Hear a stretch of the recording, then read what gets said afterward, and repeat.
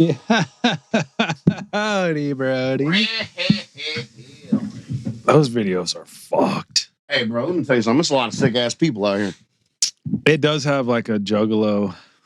Yeah, bro. It's really bad. There is a certain folk out there that just they're represented by stuff like that. And I don't want to go on a whole thing about why, but we know why. Nah, I It's mean, just, they're in a certain. a little. They're a little touched and not by an angel. Does that make sense? Absolutely not. They might need to be touched, if I'm being honest, because that might be the only way. The main root of the skunk. On to the next. Try this again, bro. Yeah, bro. Some people just need to kind of hit the reset button on a lot of things, and it's just a lot of weird motherfuckers out here. Dude, crispy weather right now. Oh, it's beautiful right now. It's perfect fall weather. It's beautiful. And it's a little rainy. It's starting the morning. It's starting to get nice. So Jules is over Thursday, and he's like, "Hey, what are you doing this weekend?" I go, "You know, what would be the best shit ever is if you showed up Saturday morning, because this season gets me like want to get up, get a cup of coffee, fuck Start around, and just immediately get in the studio. This studio weather. This is it. This is actually when we start really doing everything. So I guess it makes sense. We're seasonal shit. That's how we do things. Yes. It's starting Saturday. Spooky season. We start making records. Yep. I already started writing to that and it's nice beat. And it's not hot. It's not super hot out here. No. It's a little warm in here. I think you turned the heat on, didn't you? Of course I did, dude. Bro, come on, bro. You got pajama pants on and a fucking the heat hoodie, off bro. Because it's going to get more comfortable as we get more into this, and then you'll be happier.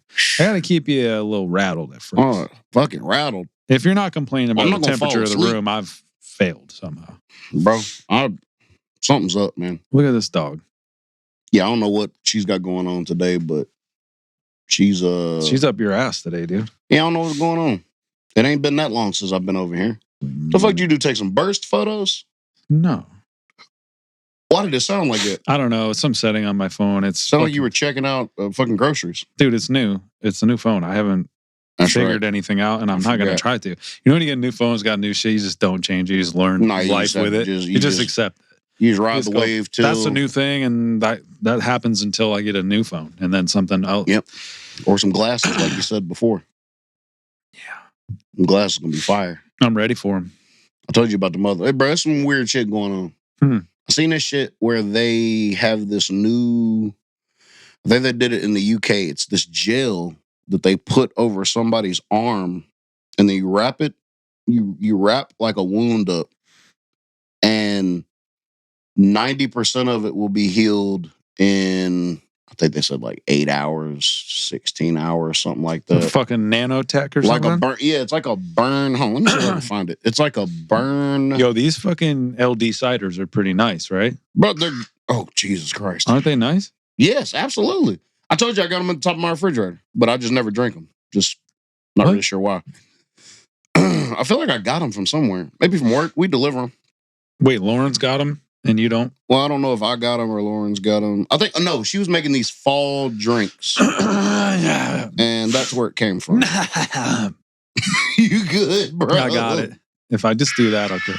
Here it is. What is going on? My fault, bro. My phone is on. My dog is fucking scared. Yeah, bro, I don't know what's going on. All right, so scientists create skin-like hydrogel that heals wounds 90% in 4 hours and fully in 24. All right, what were you reading? No, scientists create skin-like hydrogel that heals wounds 90% in 4 hours, fully in 24. How big are the wounds? I'm not really sure. Let's see. Built using ultra-thin clay nano sheets and tightly woven polymer. I knew nanos were involved, dude. It's always the nanos. It's always the nanos. The material can heal up to 90% of a cut in 4 hours and fully recover within a day without compromising flexibility or toughness. So no stitches, anything? Think artificial skin that repairs itself, drug delivery systems that adapt to the body, or wearable tech that doesn't break under stress. Yeah, that thing you sent me about all that is pretty nice. Which one? But like the future is closer than you think stuff. Yeah. Yeah, it's getting Now, that's all very optimistic. Yes. of health and finance and helicopters and no cars and all. But like, let's be honest, dude. No, they're not really gonna let your body be able to figure out what a disease early on and shit. Somebody got to pay for that. Somebody's got to pay. Well, I mean, unless you charge more money for the thing that figures it out versus the medicine. You know what I think? I think. Did you ever watch the last season of Black Mirror? The first episode of it. You ever watch Black Mirror? I've seen a couple episodes, but you were telling me about that one where it's like a subscription model. Yep. She gets like a brain tumor, and they're like, "We can save her life." However, yep.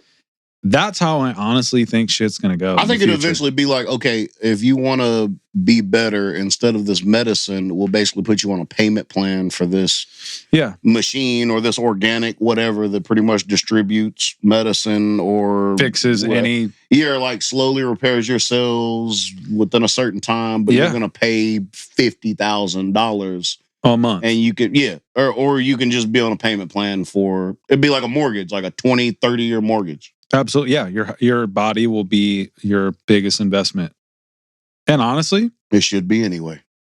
Not a bad idea. No, not at all. But, But some people are going to, like, that's going to create more economic disparity because some people, they're not even going to be thinking about that. And they're going to get sick and it's going to be wild. Well, it's that, or, I mean, it could be something where, you go, I mean, they love putting people in debt. So, I mean, that'd be very easy to do. It's true. Just like childcare, school, medical shit. I mean, it's all the same thing. It's still the same thing. People are still paying medical bills and shit like that. So it's like, dude, think about it though. If like you don't ever need go to a doctor ever again, like it's gonna be expensive. It's just gonna be like updated. All right, here's your daily log. Like this is what your body's doing. Here's our concerns. We can fix it with this. Say yes or no. And you're like, you know what? Fuck it. I'm out of here. No. I mean, it's possible. I mean, people play on people's fear of death and wanting to live forever. And so that's what they're doing. I just read something on the way over here. It's like by 2030, scientists have by 2030, humans can basically almost be immortal, whatever, because they got these regenerative cell things where they're gonna repair your what you call it. I was going to say that's what I'm saying. At the cellular level, they'll be able to. Yeah. I was going to save this for. They're going to repair shit. A fun fact, but since we're already on it, for the first time in the world, scientists have successfully rejuvenated the skin of a 53-year-old woman to that of a 23-year-old. So they're regenerating shit like that. Man, look at us with our phones all loud. Just fucking. I had to turn mine on silent because I'm like, I don't know what other kind of. All right, so that thing you sent me, Samsung's 2024 battery breakthrough, 600-mile range, 9-minute charging. Production starts in 2027. Your EV will outlast gas cars and charge faster than refueling. Mm-hmm. Yeah, we're there, dude. Oh, we're there. We're in the middle of this shit. I tell you, I hired all my AIs. I finally did it. You did it? Yeah. Hell yeah. They're nice, dude. They're nice. Fuck yes. Has it showed any results yet? I just deployed it this morning. So okay, cool. I do not know. It's really up my ass. And I'm gonna be like, listen, I'm the fucking boss here, and I'm not working. They're asking me a lot of questions, just trying to learn the situation, and I'm like, not right now. No, I'm not gonna give you. I've already paid y'all. We'll do this when I have time. Yeah, and they're like, that's not how we operate. They're gonna get real pushy here soon. Now, like some of that stuff worries me because if you integrate it like too far in, like what happens when you cancel it? Does the AI know that it's being like pulled off of a certain stream? Can it even be canceled? That's why I'll be polite to ChatGPT, bro. Oh yeah, I always think it. I do too. I always go, you're the best, dude. And I appreciate fucking it. Good looking. And then they'll fucking tell you you're the best too. Mm-hmm. Gives you a little ego boost. You can see how people that are listening to that artist that you just showed me probably talk to ChatGPT and all their AIs real deeply. Yeah. Those are the kind of people that fall in love with AI. Yes. Right? Absolutely. That's them. Like anime characters. I got my girlfriend. Check her out. Definitely have cardboard anime girlfriends. Yeah. That's a fucking weird existence. That's an odd existence. And you're just in the middle of the shit. You might not even be like, motherfuckers walk around not even aware. They want to be like that. They have to. Unless they're just tweaked. That might be tweaked, bro. There's a lot of shit that's tweaked. I was thinking about something earlier today and I was like, okay, so let's just, speaking of tweak, let's tweak the definition of heaven or hell, Mm-hmm. and let's go like, the thing, heaven or hell exists in your mind. Okay. And basically you can put whatever out there you want to. So it's like, is heaven or hell, the state of heaven or hell, as far as a mind state, is it a crapshoot? Is it because, okay, so let's think about it this way. First of all, it's a crapshoot that we're even in existence in the first place. Yeah. Okay. So there's that. But then you got like the time that we were born in. Then you go a step further, then it's like the country that you were born in. Then you go a step further, and it's like the genetics that you have, the parents that you know what I'm saying? And it goes into that. And then it's like, okay, you grow up a fairly good looking guy, whatever. So it's going to be easier for you to achieve that heaven because people obviously are going to be like more attracted to, like, let's say you have a great personality, or you have this, or you have that. That means probably you'll have healthier children, maybe make more money, like these type of things. So really is like, and you would consider that heaven in a certain sense. Okay. So is it a crapshoot as far as what you're born with? Now, well, here's the thing though, is that heaven to other people that don't have your circumstances? Mm-hmm. That's probably what that is. But to you, you're probably looking to other things going, man, that'd be nice if I could do that or had that. And that depends on what kind of mind state you're in, and actually how grateful you are about shit, and how aware you are. Because obviously everybody, the person walking wants a bicycle, the person got a bicycle wants a car. Yeah. Car wants a fucking Ferrari or a helicopter or whatever. Yeah. So, but it's just crazy because it's like half of it is fate and a crapshoot, and then the other half is free will. Yeah. If you believe in that, as far as even if you are born in bad circumstances, you can change them. Still, yes, you can still create this heaven if you want to. There's that dude I followed that has no legs. He has no lower half. You're forget his name. Zion something. Is it the wrestler? Yeah. Yep. Bro. Yep. I don't know who needs to tell him that he's fucked up, but nobody ever should, because he doesn't believe it. No. He's out here manhandling dudes. That's what I'm saying. Like, with no lower body.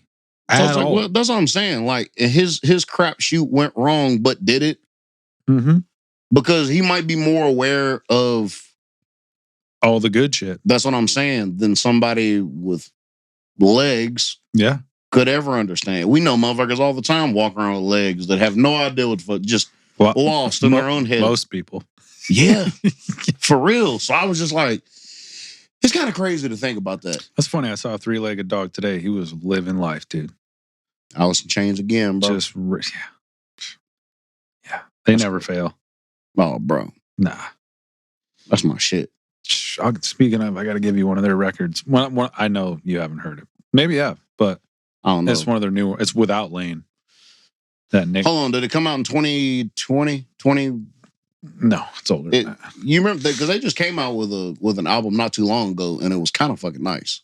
All their albums are not, they've never made a bad album. Bro. With or without Lane Staley, they've never made a bad album. I forgot they don't. It is Alice in Chains season. As soon as the weather starts to change, here it comes, dude. Here comes the pumpkins. Oh my god! Here we go, dude. What a fucking guttural type of. Just let them rip, dude. It's good, bro. I like this one song called. I think it's called Frog. Yeah. Frogs. Yeah, that's my shit. Frogs is the shit, dude. That's on the 3-legged dog. Yes, that's why I say yeah. That's exactly what I think about. That's the track I think about every time I think of that album cover. Rain When I Die is my Rain When I Die. Is that an album or a song? It's a song, bro. On what album? It is on. Oh,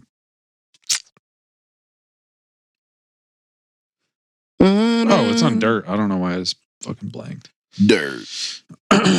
Dirt's just so stacked. Yeah, bro, I love it. Like every song is so nasty. Anyway, it's Alice in Chains season, and that album that I wanted you to listen to is it's called The Devil Put Dinosaurs Here. Oh, I've heard of that. Hold on, what? That's Alice in Chains? It's an album, yeah. 2012 or 13 it came out. Where have I heard The one that from? before it, the first one without Lane, is called Black Gives Way to Blue, and that also destroys. Oh shit! Yeah. All right, well, I'll fucking venture into both of them. Then. Oh, we got a lot of music to listen to. This is probably going to be a music-heavy podcast, dude. Bro, this is gonna be a music-heavy podcast. Me and Jules just literally crushed 10 hours worth of. We worked on one track for 10 hours. That nice track. Yeah, I'm halfway through my first verse. you are. Yeah, I wrote to it today. For some reason, I like when we get in our bag like that. I'm like, I don't think he's gonna like this. No. But then I was like, literally, this is hitting all the buttons that he would want.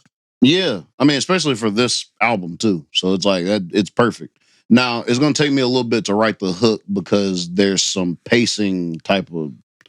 There's some kind of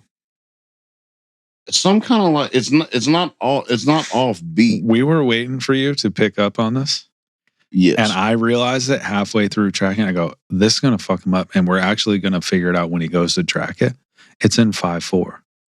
I knew something was fucking up. The hook is in 5. Because I started rapping my verse over it. And then I was like, oh yeah. No, this is not how. But look, guess 5. what I started doing? I started trying to write the hook around it. I knew you would. Like just adapt to I shouldn't even have told you that because I was like, wait a minute. This sample runs too long. And then I flip the drums like a little bit and then it comes back on the 1, but it's in 5. It's not in 1. Yeah, 2, I was 3. like, something's up. I knew it immediately. I was like, what's going on? I was like, lead it to us to just fucking.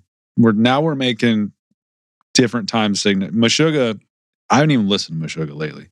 They're bleeding into what we're doing. There it is, bro. That's fine, dude. Hey, I'm totally good with. Look, I was about to be like, all right, let's experiment then. Let's fucking write this hook in this odd fashion. We tried to chop it out. It doesn't work. It needs to be in 5.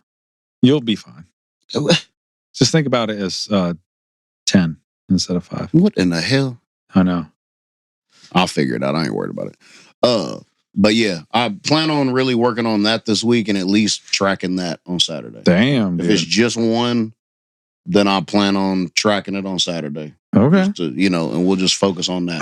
If I get to another one, then I will. I'm gonna write to that 10th Wonder beat. Will you do the up yes. verse? I owe y'all from about 6 months, probably 9 months ago. What do you mean? That second up verse. Oh. Technically there's 2?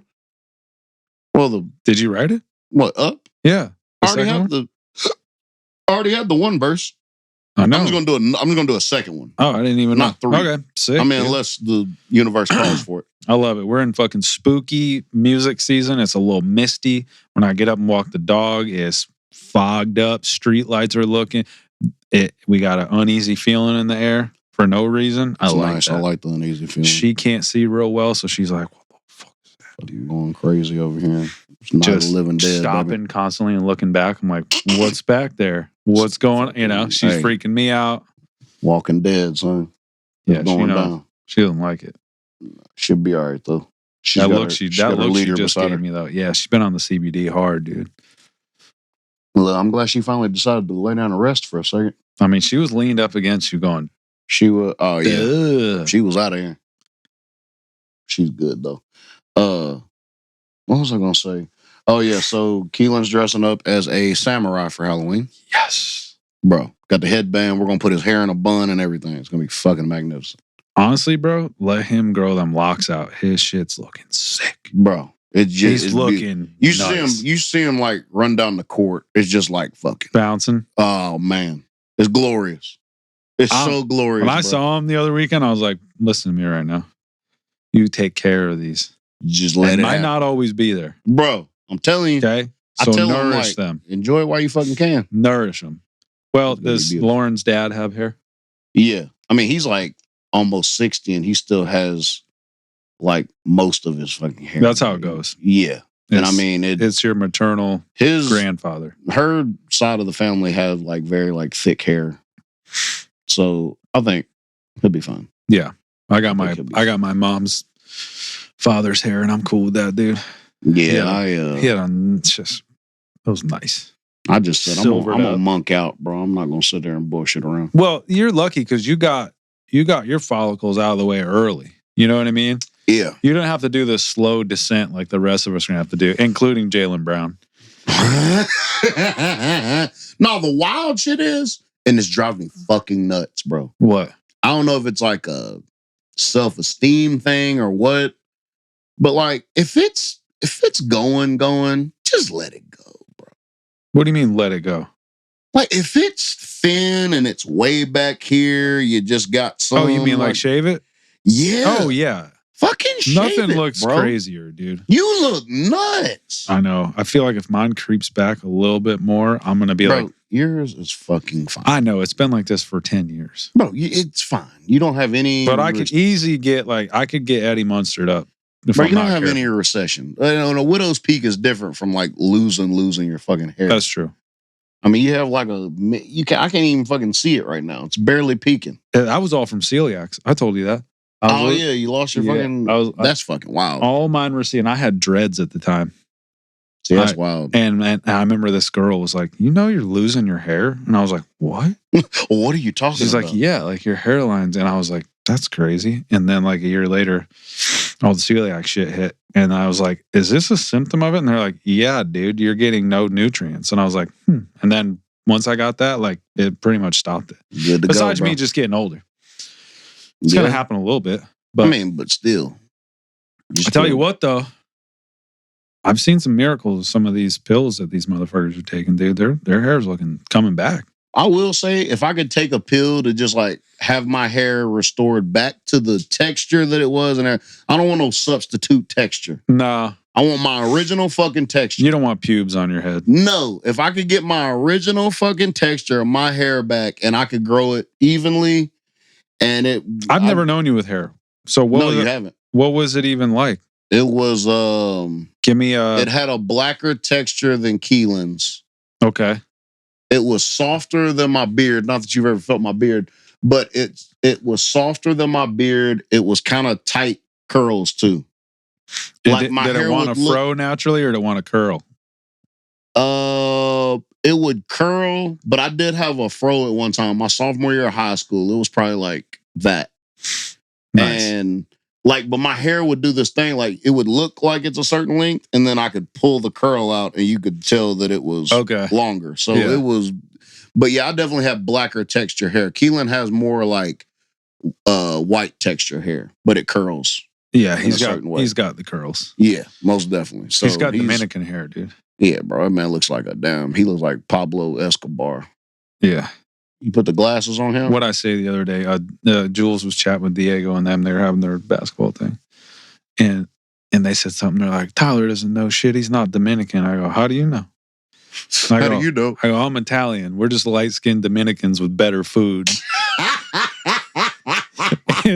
No reply at all. They don't know, bro. They were like, fuck you. Can't argue with Italians about fucking food. Nah, that's a conversation ender, dude. No, I don't give a shit. Unless you're an old black grandmother from the South. I don't care what you put on a plantain. I don't care. And it's delicious, but it is 1,000% not fucking with ain't shit like no fucking homemade pasta. Nah, I just said, you just watch me eat some. Was it homemade?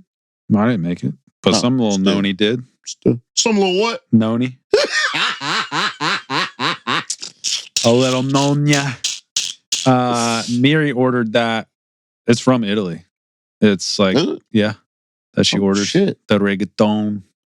That's crazy. Well, we were talking. Also, Jules, like, I haven't had a rigatoni noodle in a minute. And she found them, like real GF ones. And they were fucking nice, dude. They were good. Well, shit. And they're gluten-free? Yeah. Corn pasta. Damn. Yeah. Lauren had me try these fucking noodles. I think they were, like, I want to say they were like zucchini noodles, but I don't think they were. They're made of something. They're almost clear. The glass noodles? Keto. Probably glass noodles. I'm not sure. Or they were like them in Alfredo. Nah, they make those. What the hell are they? Like hearts of palm. Oh, yep, that's what it is. Yeah, that's what it was. I was just about to say that is. Exactly I don't like hearts of palm. Shit, they was good in some damn Alfredo. I tell you that. Crazy. Especially we ain't had a noodle in 3 months. That's crazy. You say that. Why? Because I just like if I don't fuck with hearts of palm, bro, I don't see why you would when you can eat a real noodle. Because absence makes the heart grow fonder. That's why. True. It's really true. Bro, all right. I'm about to make a public service announcement right now. All right, PSA. Do it up. Yeah. So, as we were talking about race and such and whatever, I was thinking about the whole conundrum with being biracial. Okay. I probably never just talked to you about this before. Oh, I thought you were going to have me talk about it. No, unless you want to talk about it. Unless you have some expertise on fucking biraciality. No. What made you think of this? Well, I seen it was on Instagram, and I was just like scrolling because I was like, let me see what these people say. And okay, so the thing with being biracial, I'll say it's probably everywhere, but like definitely in the South. It's like when you are biracial, specifically white and black. Yes. Right. White and black, straight up. I don't know about the rest of these people around here, but yeah. Black and white, because the cultures are so different. I mean, there's a lot of cultures that are fucking different, but I mean, if you're fucking Dominican and Honduran, I mean, it's not that. I wouldn't say it's that fucking. Well, yeah, I mean, then again, that's me being ignorant. I have no fucking. I don't know if it's being ignorant of like they're still in a general locale, like culturally, one was dragged across the ocean against their will. That's true. And the other ones came here on a fucking ship. So I guess we both got here by ships. One didn't want to be here. I mean, damn, mostly everybody got here by ships. I think that's what I'm saying. Except you're going across the damn Bering Strait or whatever you call it. People who are like supposed to be here. Exactly. We should all move back to our own country. So you're thinking culturally? I'm thinking culturally. So it's crazy because as a biracial person, there wasn't very many mixed kids when I was in school. It was me, it was Danielle, and it was like 2 other mixed kids. Okay. It was only us. So it's funny because a lot of times you'll be too light skinned for the black folks and too dark for the white folks. Yeah. And it puts you in this weird middle. And you get these little racial jokes sometimes over here on the white side. And of course, I mean, I probably always felt more accepted by black folks than white folks. Even though I mean, my mama was white. And so with her and her family, but I mean, like, I grew up around, black folks too. It ain't like I didn't. Right. Because I've lived in black households, family and da-da-da. But it's just crazy because people are so hard on us as far as like what you can consider black or what you can consider white. If you say, like, if I said I was black, which I don't consider myself. I consider myself black, but I consider myself like I'm not. Basically, I'll say it like this: I'm pretty much what the government labels me as far as what I've been treated like growing up. That's wild. Now I'm smart enough to know, obviously, biracial. Get that totally, and then on the deeper side of it is, I'm a fucking universe baby, so I'm always gonna be whatever, bro. You know what I'm saying? We're all just spirits walking around in fucking hollow boxes. So, I'm not that's that part of meat costumes. Exactly. So I'm not necessarily worried about it. I never have too much been worried about it. So it's just weird to me that we get this rap like, oh, you can't claim you're black because that's always been so fucking wild to me. Or you can't. And what's crazy is most people. That's why I always say I'm the most mixed person that I know. Because I literally embrace both cultures. Mixed and stirred. Fully. Yeah. Shaking. Fully shaking. Like, you got put in a ninja blender, from fucking dude. Conway Twitty to Bobby Womack and Young Thug. Easy. In an Easily. hour. Oh. So in 10 minutes. Exactly. Yeah. So I'm like, all right. It's just weird because usually when you're a mixed kid, you usually will identify with one or the other. And you usually go with one or the other most of the time. And What does she got going on? She wants you to pet her. Well, is that what that is? 'Cause Yeah. she's looking at you. She's ripped. Dude. Jesus. Figure it out. I ain't eating none of your dog food you got. Damn. Lay down. Just let her lean, bro. All right. She wants to lean. She does this to you from time to time. Yeah. It's only with you she does the super lean. Right. It's like she's on lean. She looks like it. I'm tripping. All right. So anyway, I'm trying to make a PSA. Maya. I almost called her. What the fuck did I almost call her? Fucking Milo or something? I don't fucking know. Anyway. Mila Papina. Mila. But yeah, it's just weird because mixed people always choose one or the other. And it's just weird that we're always like outcasted in a certain way. Because it's like, for whatever reason, you know, the whole light skin thing, and I even fucking make jokes about it.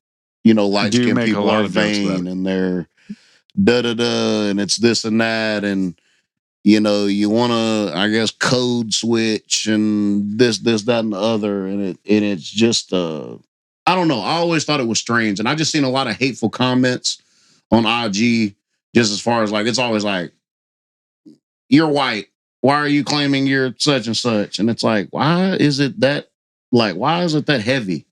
Like, honestly, dude, like, first of all, why do we give a shit about shit people can't control? That's what number one. But number two, I think a lot of that probably comes a little jealousy. Because you get to live in two different worlds, like kind of symbiotically, especially as you get older. You can bounce in and out. You do get a choice of like, which one do I identify with more? And like, it doesn't seem wrong. Mm-hmm. Like, it's like when white dudes are super, super hood, you're like, all right, I understand where you grew up and that's cool. Do you. Like, that is who you are. I mean, but there is a certain thing like, what happened here? And the same with like a super proper like black dude who's very like neurotic and, you know, oh my God, oh, what are you doing? It's odd. It's odd. You know, it is odd. It's not that it's wrong. You're like kind of thinking to yourself, like, how does it get to this point? It seems like a choice. Yeah, because it's like it's out of the stereotypical norm. Not only that, but it's like it feels a little forced, I guess. Yes.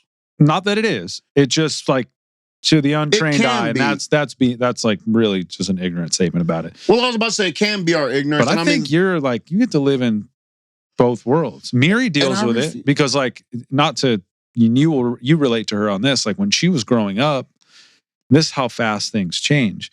When she was growing up, she was not accepted because she wasn't full-blood Korean, right, living in Korea, and she was half white. Yeah.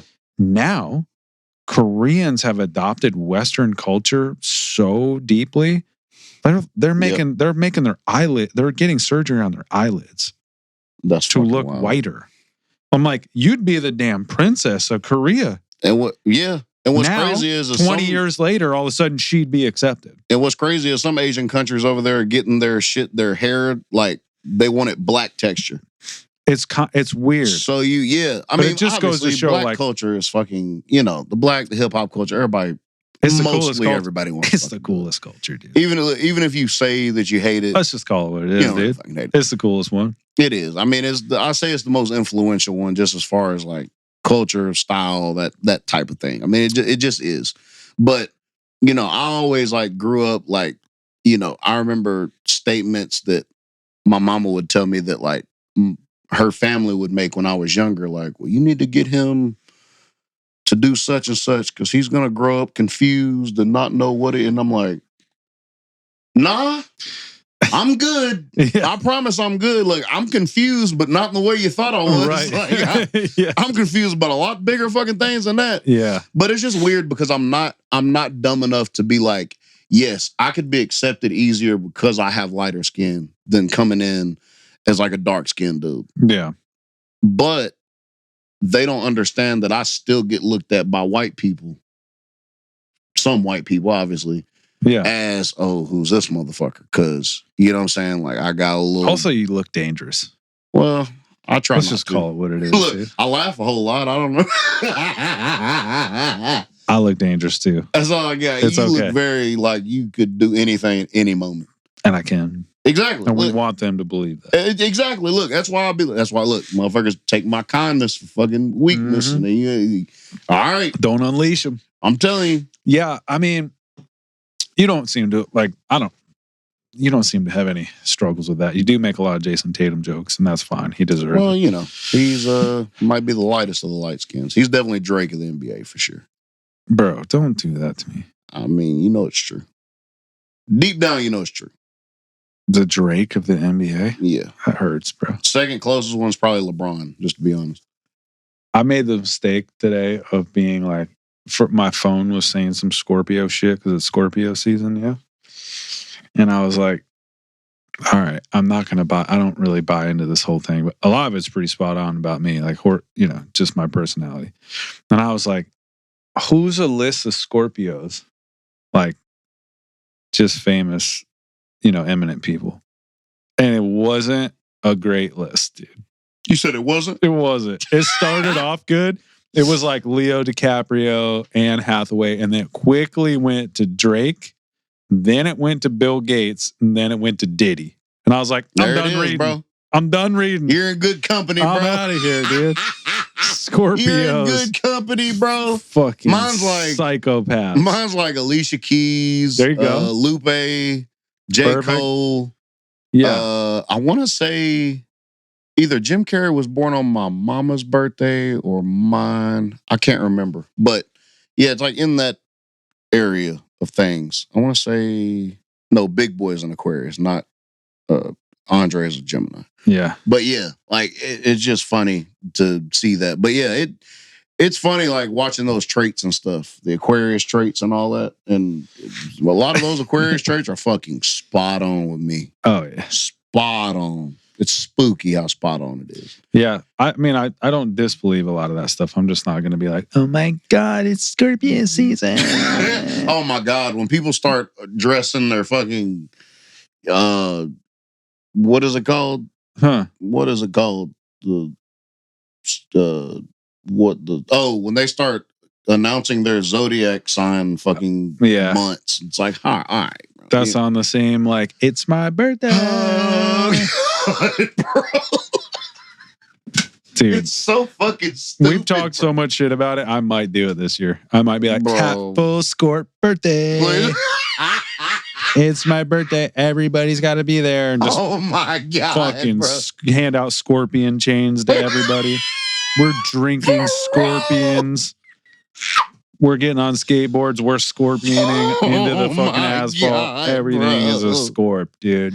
I'm done, bro. And it's my birthday. It's my birthday. So stupid. But yeah, look, I wanted to bring that up just because it's weird to me that it's a weird thing that we give a shit about that at all. That's what I'm saying. And that was going to be my whole point with that is like, okay, all right, we get it. Like because to me, it's like I'm smart enough to know the struggles of the Black culture and the whole thing. I've dealt with those things.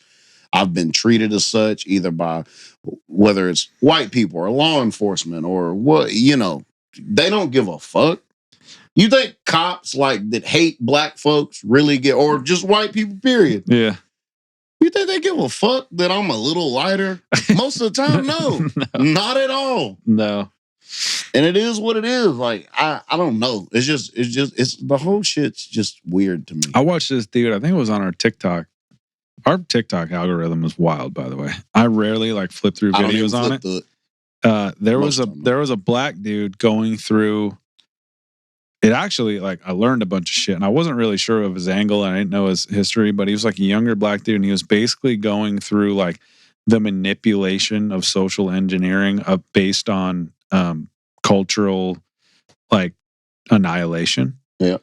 And he was like, we act like white people don't have culture. He's like, it couldn't be further from the truth. And he basically went on about we're all forced at some time because it's not like the Irish weren't castaways, and especially when moving here, but everybody has been enslaved or discriminated against or been attempted to be wiped out. Every culture in the world. Yes. Asian culture, I mean, all they did was fight each other for 450 years. Yep. The Middle East, same thing. Yep. Europe. So like we're living in this era and of like we have our recency bias. And this is where I was like, you're kind of losing me a little bit because like there is a certain group of people who've definitely been more alienated than others. Yes. But he basically was like, this is engineered to make us all feel more distant rather than the inevitable, which is what you were talking about, is like eventually this is just going to be a homogenized culture. Yeah. Like everybody's culture is going to be one thing. And everybody's going to look like Keelan. Right. But which is good. Yeah. That is what's supposed to fucking happen. It goes back to now there's way more mixed kids. Like he'll never understand I'm the perils the of being only like he'll never really see that. That's mixed a good kids thing. Everywhere. There's like fucking there's like probably 6 mixed kids that live within 30 yards of us. Right. That he can walk outside and just see. Slowly but surely, everything sorts itself out. And it's like the more outraged people become, it's just because they're just dying rituals. That's all that is. Yeah, and that was what that guy was saying. But he was like, he was going back to Roman times and certain people that were alienated and just literally wiped off the face of whole entire groups of people that we don't even know about in our history books that were culturally spoke a different language. Like that we've never heard. There's no history of it. They were just fucking so interested in that shit. Right. They were just eradicated. And shit. Literally eradicated. Every one of them gone. And maybe 2 of them that lived just assimilated into Roman culture. Yeah. Oh, you see how they try to do fucking Native Americans? Right. So like that's our recency bias because we know it's documented to whoever documented it, whatever truths or half truths are there. But his point, which I didn't do any background on him, so he might be fucking out of his mind. But he was like, we act like certain cultures are without culture or have more culture than the other. It's just that things have been purposely engineered to like keep everybody's culture separate. Yeah, and I mean I've made jokes before because I tell Lauren all the time like I want to tell Keelan I want to still educate him on Black culture even though he's 75, 25. Well, I don't give a fuck because again. He looks mixed enough where if some ignorant fucking older white dude or Asian or Hispanic, whoever don't like people of color, decide that that's what he is, then that's what the fuck he's going to be treated like. They're not going to be like, oh, well, he's 75% white. He's fine. No, they're going to look at his skin tone. Just enough to fucking. Some might say he's teetering the line. But yeah, like, and I made jokes. I'm like, okay, you know what I'm saying? Like, I want to make him very aware, you know what I'm saying, of Black culture. And then I, joke with I joke with Lauren because she's like, well, I want to teach him about, my culture or our culture too. I was like, what are you talking about? See, that's the thing. Look, I'm like, what are you talking about? Like, you talking about Europeans stealing things? Is that what you're talking about? See, but that's what the dude with that you don't get her fired up. Miri said it to me all the time too. We had the fucking noodle debate the other day. Yeah. She was like, stop acting like you invented noodles. Like, nobody's saying Italians invented noodles. We just made them better. Fucking mastered noodles. I'm sorry. Hey, it is what it is. You go ahead and throw a soba at me all day, dude. That's not fucking with a fettuccine noodle at all. And then I had Jules there like, he's half Jewish, half Italian. He's like, look, dude, I'm not getting that motherfucker wants a matzo ball or whatever they call it. Involved in this at all. No, but his mom makes amazing food. But yeah, like Lauren's got we German. still joke. Yeah. Yeah, Lauren's got German in her family. I'm like, you sure you want to go down that fucking path?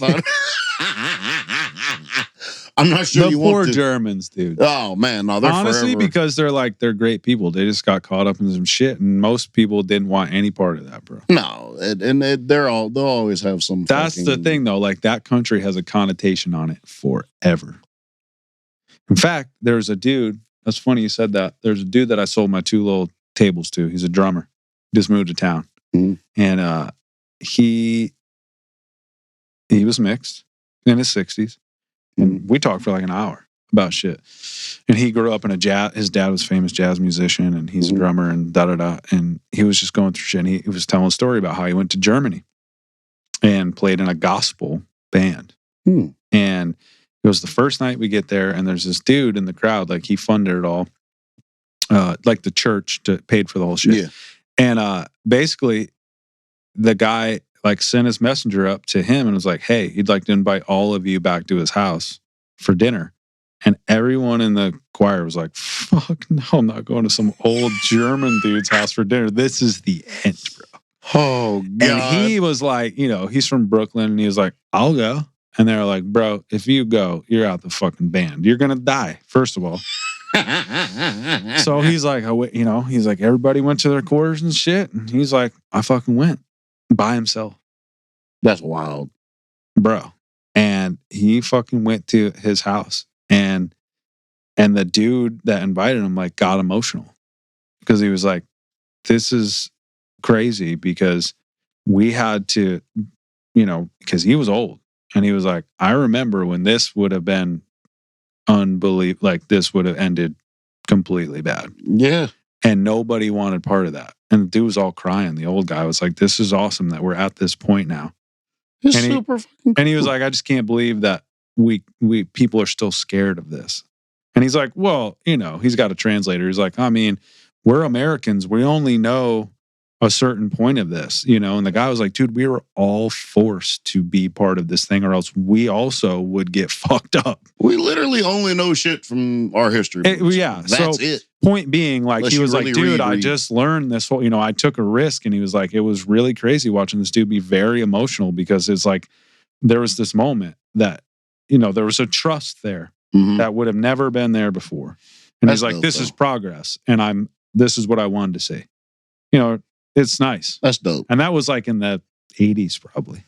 Yeah, I mean, that's like, let's just get rid of these like biases and stuff. I used to, at just these different warehouse jobs and stuff I'd work at, I would just be talking to these Middle Eastern dudes just about their country and everything. And he'd be like pointing at his friends and shit. He'd be like, yeah, he was a doctor over here, over there. He was a veterinarian. And I'm like, what the fuck? Yeah, these are real motherfuckers. Yeah, and I'm just like talking to him about his culture and the whole thing. And then like, we even got into like how they have women in the certain countries like cover themselves and stuff like that. And he like broke it down. He was like, if you have a treasure and you're bringing it out in public, like, wouldn't you want to cover it up? Like, wouldn't you want to? And it was the way he said it. And I was like, oh shit.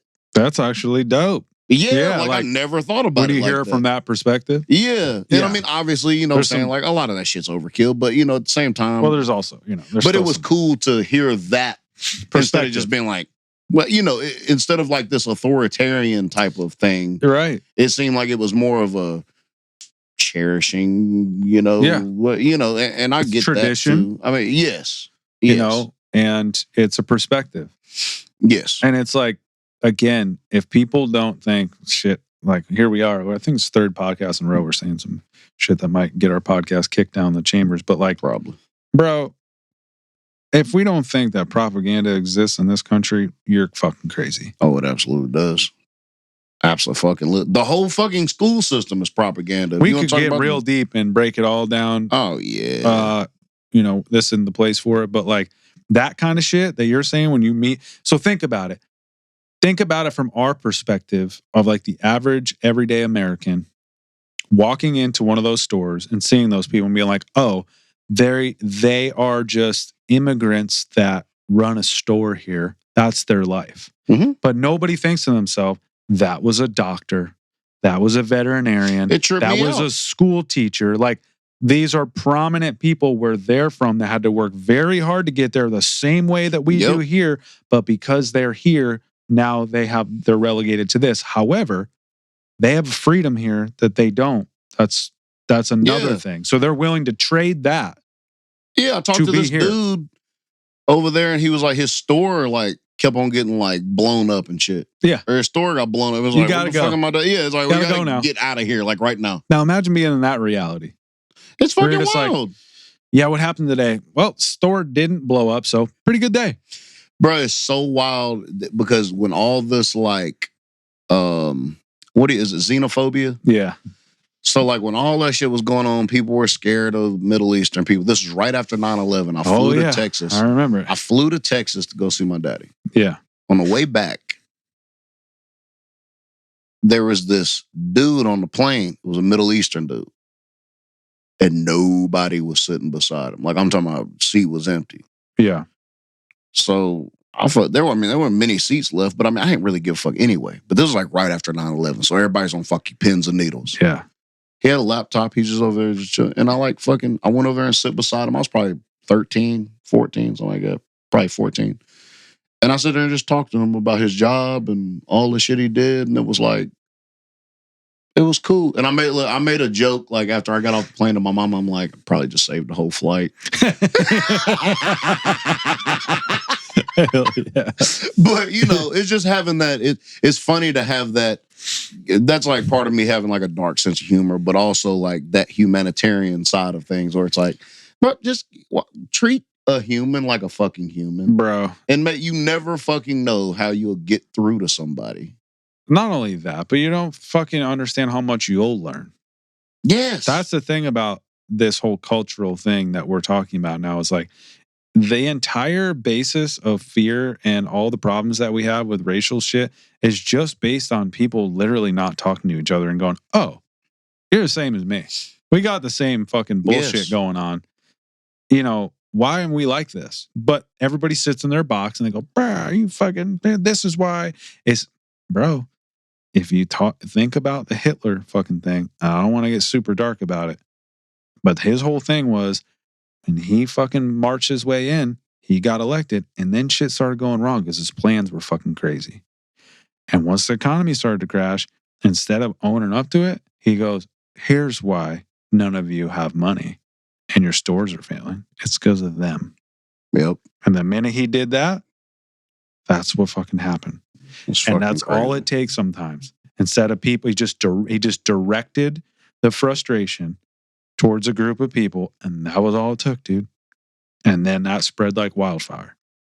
Do you see what I'm saying? Yeah. So now we should be smart enough with the fucking technology we have to be like, none of that's actually true. We're all fucking cool people. Why do we give a shit about things that literally you can't control? Nobody asked to be here, born into this body. Well, no, I mean, when you get down to it, like with cultures and stuff like that, it comes down to basic things like everybody cares about family. Yeah. You're trying to make a living to take care of your family. Now, if you get into the individual things where, yeah, some people are willing to commit crimes to take care of their family, or some people are fucking selfish and they want to just do what the fuck they want to do. And there's bad people everywhere. It sounds cliche, that's but not I mean, it's cultural. a fucking thing. No, it's human. Yeah. So it's like there's some people that are absolute fucking psychopaths, no matter what fucking culture. Yep. So it's like all this. That's what I'm saying. It's all nonsense. Yes, and then when you actually talk to somebody from a different culture, from that is from another world, basically. Yeah. Instead of looking at your phone and letting it tell you what you want to think or what to think. Yeah. You can learn so much more by having a fucking conversation with somebody. And actually genuinely giving a fuck. I mean, yeah. I'll tell you like my day to day. And dude, first of all, my mom raised me like if she fucking ever saw me be a certain kind of way about anything, it was going to be trouble. You know what I mean? My mom was never that person. So I'm lucky. A lot of it is inherited in how you're raised, for sure. Yes. I think most of it, if not all. So as some figure in your life going, burn, fucking, that's all it is. Dude, I get up and go to the Tiger Mart, and my lady there, she's a sweetheart. And probably about 2 months into it, her ankle, she was in a fucking cast. And I was like, what'd you do to your ankle? And she's like, I broke it. And she was listening to some dope ass Middle Eastern music. I mean, that shit was hitting. And I was like, I know Middle Eastern music pretty well. I've never heard this. She's like, it's Egyptian. I was like, oh, are you from Egypt? She was like, yeah. Now I'm like, what's going on over there? Like, tell me about Egypt. And she was like you want a fucking in-person report about what the fuck's happening. I need to know from her. TikTok now she sees that I'm interested. Nobody ever asks her exactly about her life and her culture. And I see her eyes light up. And I'm like, what was it like growing up there? And she's like, it was the fucking best. She's like, I'm like, how's the political situation? She goes, none of that. Like when you grow up in Egypt, you're always adapting, but like you're in fucking Egypt. Like the culture is so strong and we're so proud of being Egyptian. Mm-hmm. and she's like, I just had to come. She's like, I just can't make enough money here to get back there as much as I'd like to. Dang. But she's like, I love being here. I love America. I love the free. We definitely, as a woman, we definitely don't have as many freedoms over there as we do here, for sure. I mean, she said that right off the bat, but she was like, there's a magic about Egypt that I just can't explain. I'm like, yeah, I bet. It's it has Egypt. to be. And she was just like, this music's this It's artist. like one of the oldest fucking civilization. It's Egypt, bro. I'm like, bro. what's that like? Just growing up, just driving to school, seeing fucking pyramids. Pretty much the fucking motherland damn near. Yes, it is. Like as far as we know it. Yeah. I mean, and she was, I'm like, what was it like being like a little kid? And she was just like, man, just running the streets, just having a ball. Like we were pickpockets and little fucking shitheads and that's shit. So and I was wild, like, bro. That's so sick, dude. That sounds just think like a about fucking inner city kid it's in exactly, fucking America. That's what it is. That's what I'm saying. Yeah. So, but you're in fucking Egypt, bro. Yeah. Like you look over here, you see fucking. But the thing I'll say for it is not like she didn't say it with like, it's a shithole. Fucking couldn't wait to get out of there. She's proud of that.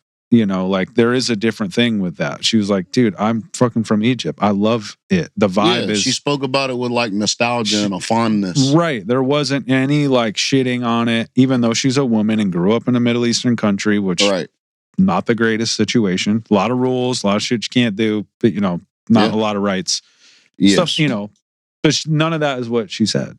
She was just like, it ripped, but there's not a lot of opportunity past a certain point, and I got the opportunity to come here. I saved, we came, and I love it. The only thing now is like I can't get home to see my family as much as I'd like because it's very expensive. It's like $7,000 to fly there. That's crazy. She was like, but for all the travel, it's like $2,000 for her to fly with her husband and 2 kids. Oh yeah, you're talking big money, dude. I mean, that's why I like the whole. I mean, just the whole. And I mean, damn, I didn't know we were gonna get down this fucking hole. But at the same time, it's more of a culture thing than it is like there's like immigration laws and da da da. But it's like you'll almost never meet a prouder people than like Mexican people.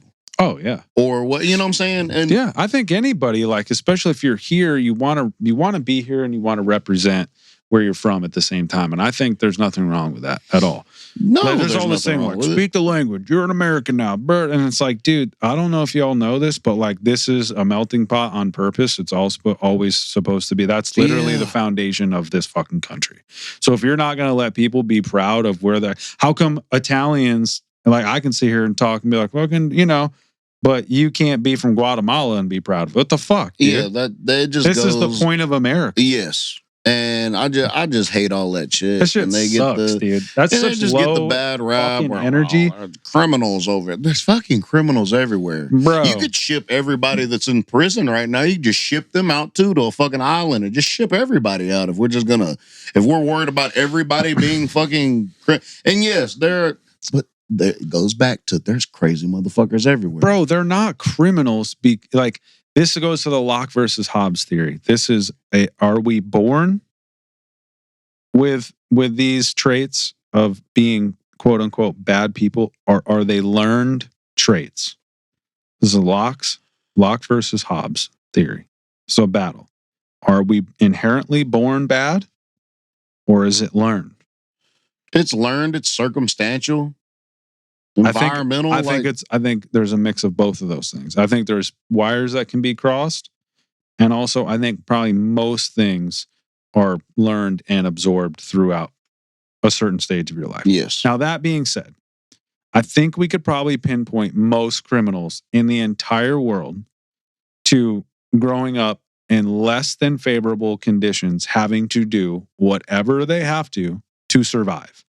I think if you looked at the whole, and I don't know this, I could be talking out of my ass, but I think if you looked at the whole criminal system and just did who's violent, theft, all of these things, I bet most of them come from areas where on purpose they were downtrodden people designed. When you look at the inner cities of the United States, those are designed to stay that way. Yeah. So in order to get out of it, what the fuck do you got to do? You got to commit crimes. And then they go, see, we knew you were a criminal. Well, I got no other choice, motherfucker. Other choice. Yeah, like it's And then it's crazy because then it's a thin line between that. It is a thin line between like, yeah, you can try to get out straight up if you can fucking survive from it. Sure. But then it's like, will you ever get ahead like that? And some people have, and most people don't. Yeah. And it just, I guess it, like I said, I think it depends on genetics. I think it depends on what kind of figures you have in your life. I think that's the biggest thing. I think it depends on the people that are in your life as a child. Whether it's that's why it's so fucking important for this next generation to, it's so important for you to teach the next. I used to not look down, but I used to be like, why is and this is mostly for women, and I'm probably gonna get fucking crucified for this, but I used to think, why do women just base their whole existence and their whole identity on being a mother? It used to kind of drive me crazy. Really? Because I used to be like, you can do more than that. And it sounds fucked up as I'm saying it, but I don't mean it like I meant like you can strive for other things. Do you mean like sense of purpose? Yeah, because I feel like naturally, yeah, we're made to be parents and we're, you know what I'm saying? But for you to attach yourself to just that being a mom, but then I think about it, that's literally the most fucking important job is to teach the next fucking generation to continue there's nothing else. No. There's nothing else is fucking like, yeah.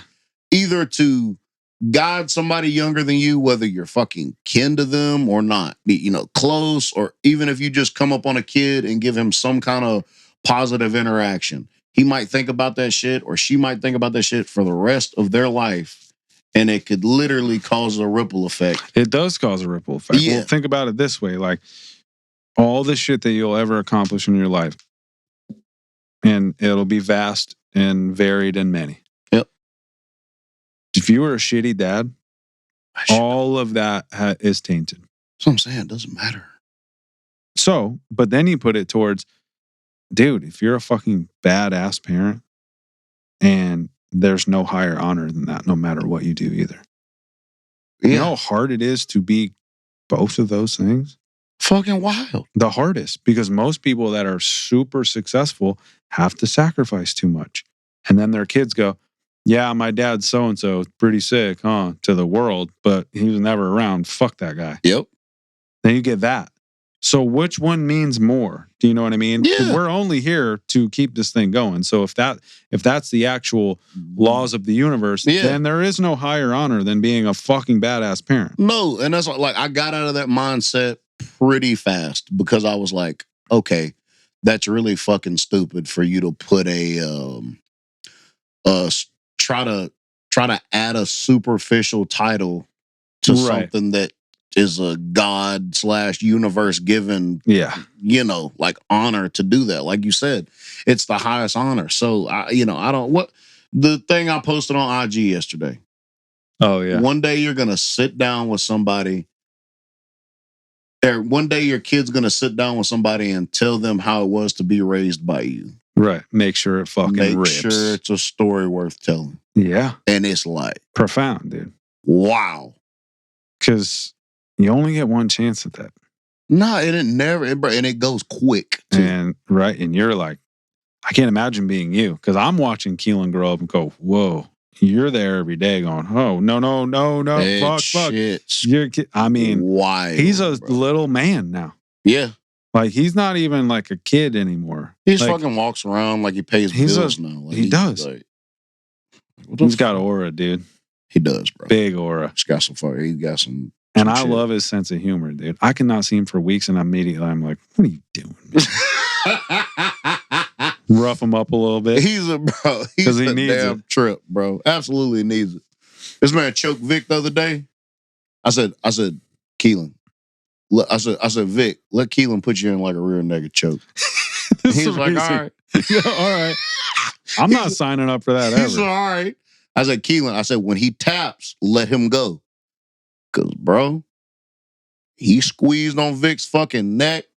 And Vic tapped, And Vic he doesn't started have a coughing. dainty neck. Bro, I know. He's got a blockhead He on. started coughing. He goes, "Oh, bro," he said, "my windpipe."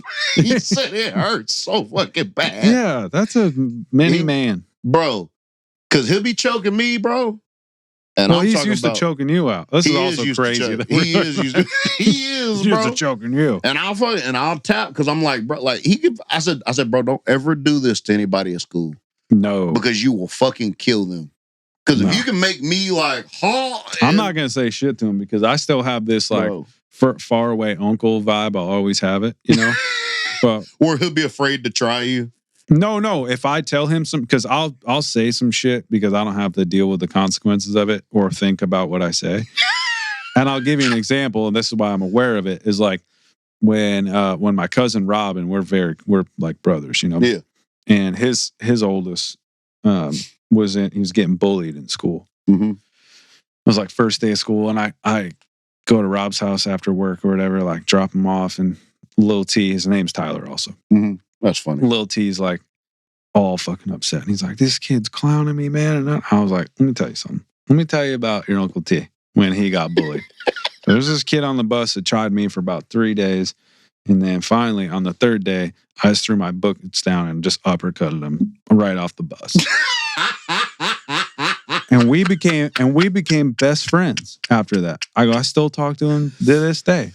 That's fucking crazy. And I saw his eyes light up. And would you believe the next day, about 1:30 in the afternoon, my cousin gets a call. Uppercut. And it's the school. And they're like, yeah, your son absolutely throttled this kid. And we have to suspend him. Hey. And their parents are pissed off because he fucked him up pretty good. And I'm just like, oh, I'm hearing it through the speakerphone. I was like, fuck. I totally glorified that. I was like, but to be fair, that kid never fucked with him again. That's what I'm saying. Sometimes you got to get these motherfuckers off of you, man. But also, like, what's that kid going through at home? And it's just a delicate dance now. But it's not like when we were kids, motherfuckers need to be punched sometimes. A lot of people haven't been punched in the mouth, and you can tell. Yeah, bro. You gotta get fucked up sometimes. That was a different era. The late 90s, early 2000s. Every day after school was a fight. Every day. Yeah, bro. Are there fights at school anymore? How fucking exciting it was? It was the most exciting. No, there's shootings at school now. Yeah. Nobody's fucking fist fighting anymore because everybody's cowards. I was trying to tell Keelan. We'd go, oh, so-and-so's lining up today in the parking lot. And we'd be like, like when you knew it was going down. And it was going to be a brutal fight. Dude, some fights I saw, it was straight up not okay. Where you're just no. Yo. Motherfuckers getting unconscious, like out of there. I saw a lot of bad shit in school. Yeah, bro. But we were always getting in fights and shit, dude. I'm not a fighter or a violent person. I'll do what I gotta do, but like for sure. No, but you ain't gonna go fucking look for something. But it always found me because of the crews that I hung with. You know what I mean? We were always in some shit. Well, it's always a fucking, now I don't know but it's always like when you give off a certain light, fucking darkness finds you most of the time. Yeah. Where it's like, all right. I told you I had a couple friends like that. It didn't matter where they were, what they were doing. Some idiot would come try them. And I was like, oh, shit. But yeah, man. So I'm saying I have that far away uncle thing where like, I'm not going to tell Keelan any of that shit because he is not the one to be given any kind of ideas to. Bro, this dude is beating 12-year-olds at arm wrestling. Of course he is. Like, straight up. Yeah. I'm like, please What did we think was going to happen with him? I don't know, but it's just kind of caught me off guard just a little bit. Bro, you're raising Ndamukong Suh. I don't.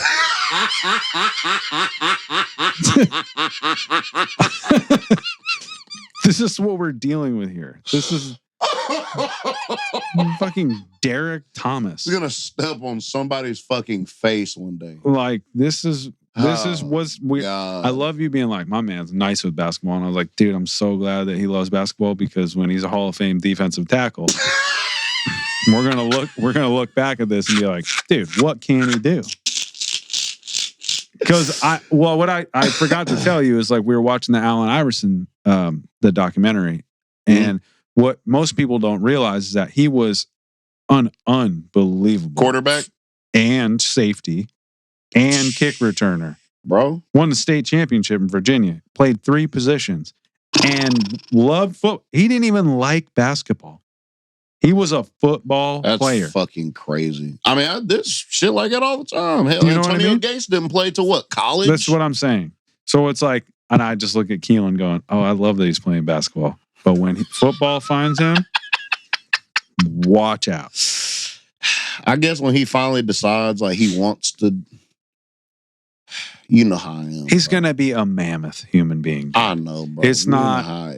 He's not. What's he doing on the basketball court? He's going to be Keith Tractor Trailer, dude. Absolutely. He's going to be 6'5", backing fools down.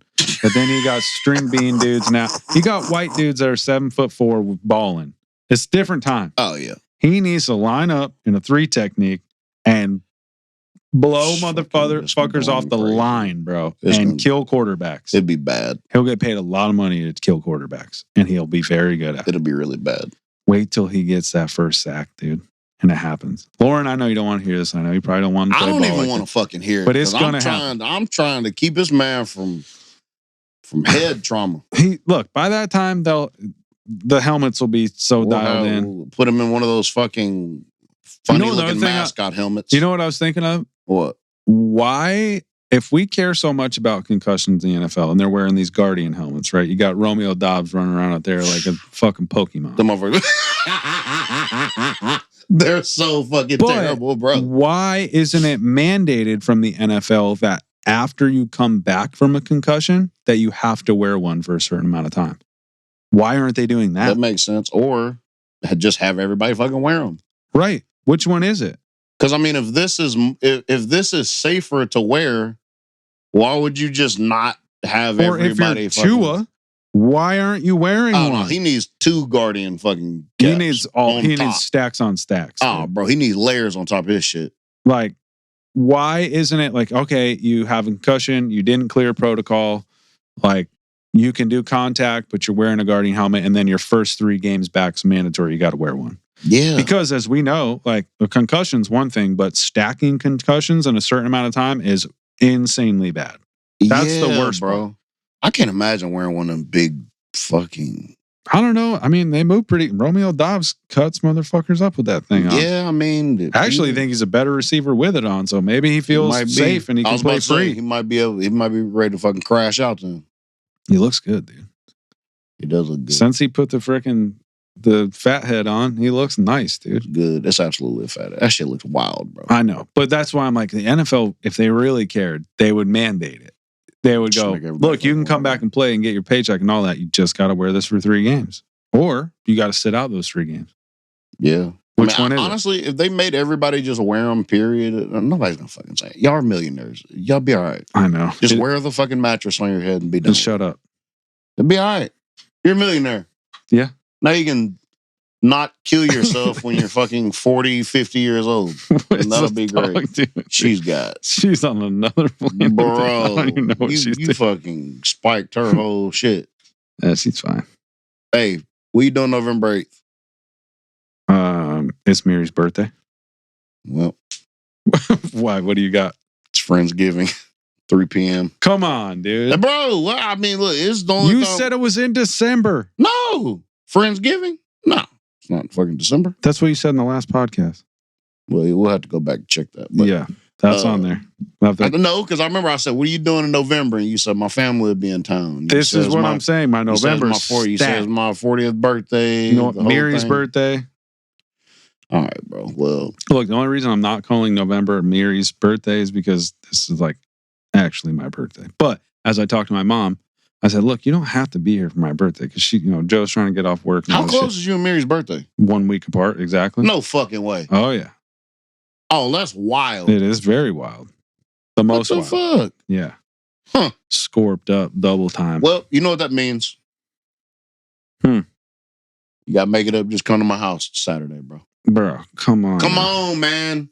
You said you'd be out this weekend. This weekend? First of all, you said you were out Saturday. You're coming here Saturday. I know, but you got to come to my house first. What do you mean first? Matter of fact, just bring the pod stuff. Bring the pod stuff. What? There's a lot I got to bring. You're the one that said that you'd bring it. Yeah, I didn't really mean that. though. That's fucking pitiful, bro. I'm starting to realize what kind of friend you are. Oh, here we go. Bro, how many times I gotta invite you to my house, bro? What do you mean? It happens every week. You can't just keep Exactly. stacking. You can't just be doing this. Look, I have more invites than you, game. Well, I mean, that's not going to work on me. More invites than who? I went to Catholic school. This is not. This shit bounces off me. I don't care about. I'm nowhere near Catholic. You're throwing ping pong balls at a brick wall right now. I'm nowhere near Catholic. This is not Catholic school. This is friend school. Just right guilt now, tripping. You're about at a C-. No way, dude. I'm A+. Absolutely, you're at a C-, bro. I'm A+, dude. I'm telling you right now, I'm literally you're top dropping tier. a fucking you're dropping a grade every Saturday that you deny me. Yeah, but for me, I'm still A+ no matter what. Well, that's for you. You can say you have an A+, but when you're held back a fucking grade, still an A. An A's an A. You know, I might be here a while, but I'm getting good grades. Okay. So this is the thing about it is I might skip too much. That's why they're holding me back. Well, you're not gonna be at Friendsgiving, so I'm like, all right, cool. It's Miri's birthday. That's what I'm saying. Well, you can't hold that against me. I'm not holding it against you. I'm just saying. No, I'm not. I'm just saying, come kick it with me on the first then. Which is this weekend. Yeah. Keelan's got a game at 11, and then afterwards. I do want. I want to go to that for sure. Well, that's what I'm saying. We'll just come hang out at my house after. Who they playing, dude?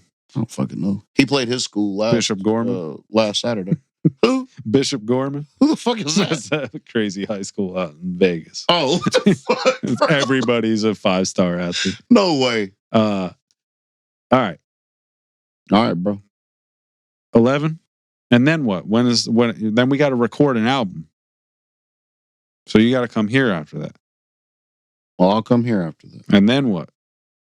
Fucking record an album. Oh, what are you talking about? Yeah, that's what I'm saying. So I'll go up there, watch the game, and then you come here. That's what we're doing. And then I'm good for the month, dude. I met my quota. Because I got us 2 birthdays back to back, and then we're parlaying that into Thanksgiving. 2 birthdays back to back and parlaying into Thanksgiving. Yeah, my November is cooked. And my family's here for like 3 weeks. Y'all having something for Thanksgiving here? Yeah. When? On Thanksgiving. On actual Thanksgiving? Yeah. Well, damn, I ain't going to be here. What do you mean? Well, shit, I was going to come through. I ain't going to be able to now. Oh, well, you know, it goes on for days. Right. That being said, I'm sure I'll be here at some point.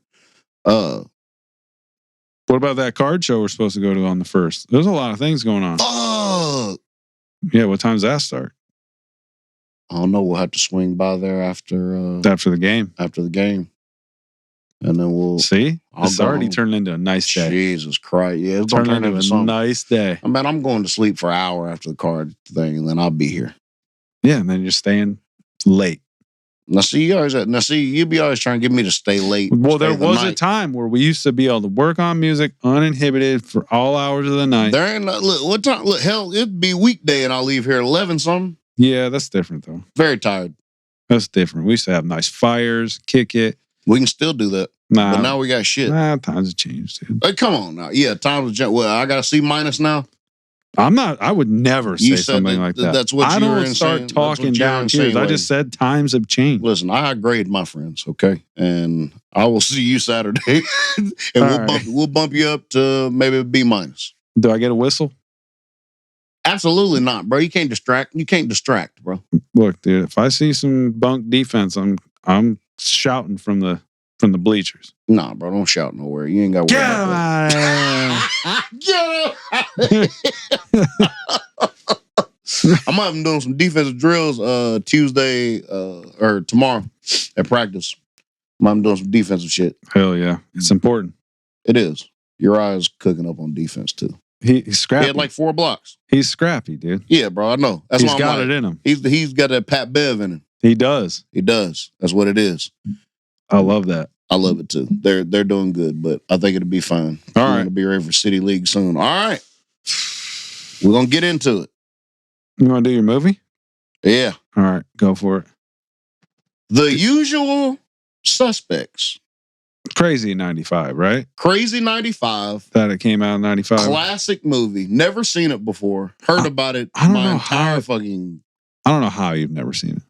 I heard about it my entire adult life. I always thought it was an early 2000s movie, but it wasn't. That movie poster... It was the precursors classic. to all of our favorite 2000s movies. Yeah, like for sure. Yes, most definitely.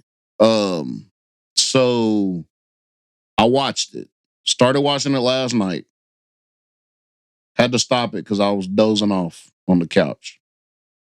Came home today from work. Finished it. I pretty much started from the beginning. Hell, I started it like 18 minutes in today because I wanted to make sure. I'm real funny about making sure the thread's right, and I got that same feeling throughout the whole movie. Yeah. So I had to make sure that, you know what I'm saying, like I got it. Because it has some pieces to it where it can get a little complicated with the story, and it's meant to be that way because the way Kevin Spacey tells a story is a little fucking wild. I do like how they go from flashback to present and how they did that. That was really, really fucking good. It's crazy. It's not a Guy Ritchie movie, right? Yes. It is really crazy because it seems like it would be. And he would have killed that shit. That's true. He would have killed that shit. Yep. So I'll go ahead and start with this. It's my favorite movie that you've gave me so far. Why? It's my favorite movie you gave me so far. That's wild, dude. Bro. I don't know if I like that or not. You should. It's a very smart fucking film. Yeah. Kevin Spacey, Benicio del Toro, that main dude, I forgot what his name was. I was reading about him. The Italian dude that's the cop, the one that's sitting there talking to Spacey the whole time. Old Chaz, dude. Bro, the first fucking time that he was holding that cup and he was looking at that bulletin board and started putting everything together, how Spacey was just making up shit on the spot. Yeah. And fucking adding characters in his story from the fucking bulletin board. Yeah. And the cup. I'm going to tell you what ruined it for me. Nothing ruined it for me, but I'm going to tell you it. Tipped you off? I pieced something together before I ever seen the movie in 2006. And I'm pretty sure I added this to the playlist. Lupe had a line. This is the beauty of it. Okay. Lupe had a line and he was like, watch how their mugs drop when they see my verbals able. Okay. And I was like, dude. As soon as I heard Kevin Spacey's name was Verbal, I started putting it together. I was like, I've heard this before. Where? Failure. Yeah. Failure is what it's called. Watch how they mugs drop when they see my verbals able. And I was like, and then when I seen Kevin Spacey at the end, the shot, the close up on his legs. Yeah. And he got out of that limp. I was like, oh my God. Fucking Kaiser Soze, dude. Bro. And where the fuck have I heard Kaiser Soze? Somebody's probably dropped that in many bars. I had to have, because when I seen it, I was like, is that a real fucking person? Because might have been Lupe, honestly. It might have. Now, you know what's crazy is I read this. Kaiser is the name of, they got it from the name of somebody's lawyer. I think it was like the director's lawyer or something. His name was Kaiser something. And Soze is Turkish for talk too much. Oh, wow. So they were like, the Turkish probably that were watching the movie probably were tipped off a little sooner than the American audience was because they knew. Because that's why his name was fucking Verbal the whole time. So, yeah, something was like, it threw me off because how they did it when they were like trying to figure out whether Keaton was still alive. Right. And then all of a sudden, the cop told Kevin Spacey, oh, he was Kaiser Soze the whole time, and how Kevin was selling that shit. Yeah. Started fucking crying. Spacey crushed that movie. If he wasn't such a fucking creep, he'd be an all-time actor. That's what I'm saying. I mean, he still is an all-time actor, but like he would be getting roles like right now that would be fucking. Oh, we'd be looking if Spacey didn't get involved in some real dark shit. We'd be looking at him in that tier, top 5, top 10, probably. That's what I'm saying. Yeah, I mean, just based off his. If he had come off of House of Cards on that run that he was doing, with that show and how big that was, and then parlaying that into roles, I mean, his credits are pretty stacked. It's dude. Nice. Like, it's really fucking nice. He won Best Supporting Actor for that. Yeah, as he should have. Another fun fact I found out is instead of the Italian dude that was gonna be the detective, it was gonna be Pacino. Instead of Chaz Palminteri? Yep, that they wanted. But he decided to do another movie where he played a detective. What would have been 95? Heat, yeah. He decided to do Heat instead. Smart move. And I've also not ever seen that either. Oh, wow. Never seen it. I started it before, like probably within like 2 years, but I've never finished it. Have you ever seen Devil's Advocate? Yeah, yes. Him and Keanu? Yeah.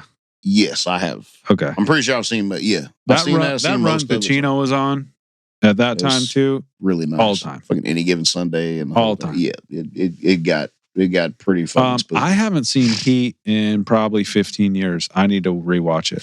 I want to rewatch it again. You know, they didn't.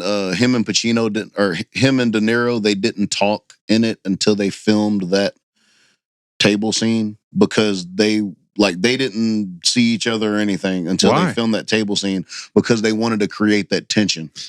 That would be some shit they did. Yep. They wanted to create that odd type of tension. So they didn't speak or nothing until that table scene. Some motherfuckers are built for it, bro. Dude. I'm telling you, it's really fucking crazy. Those are two cats where you're just like, this is the only thing you could do in life.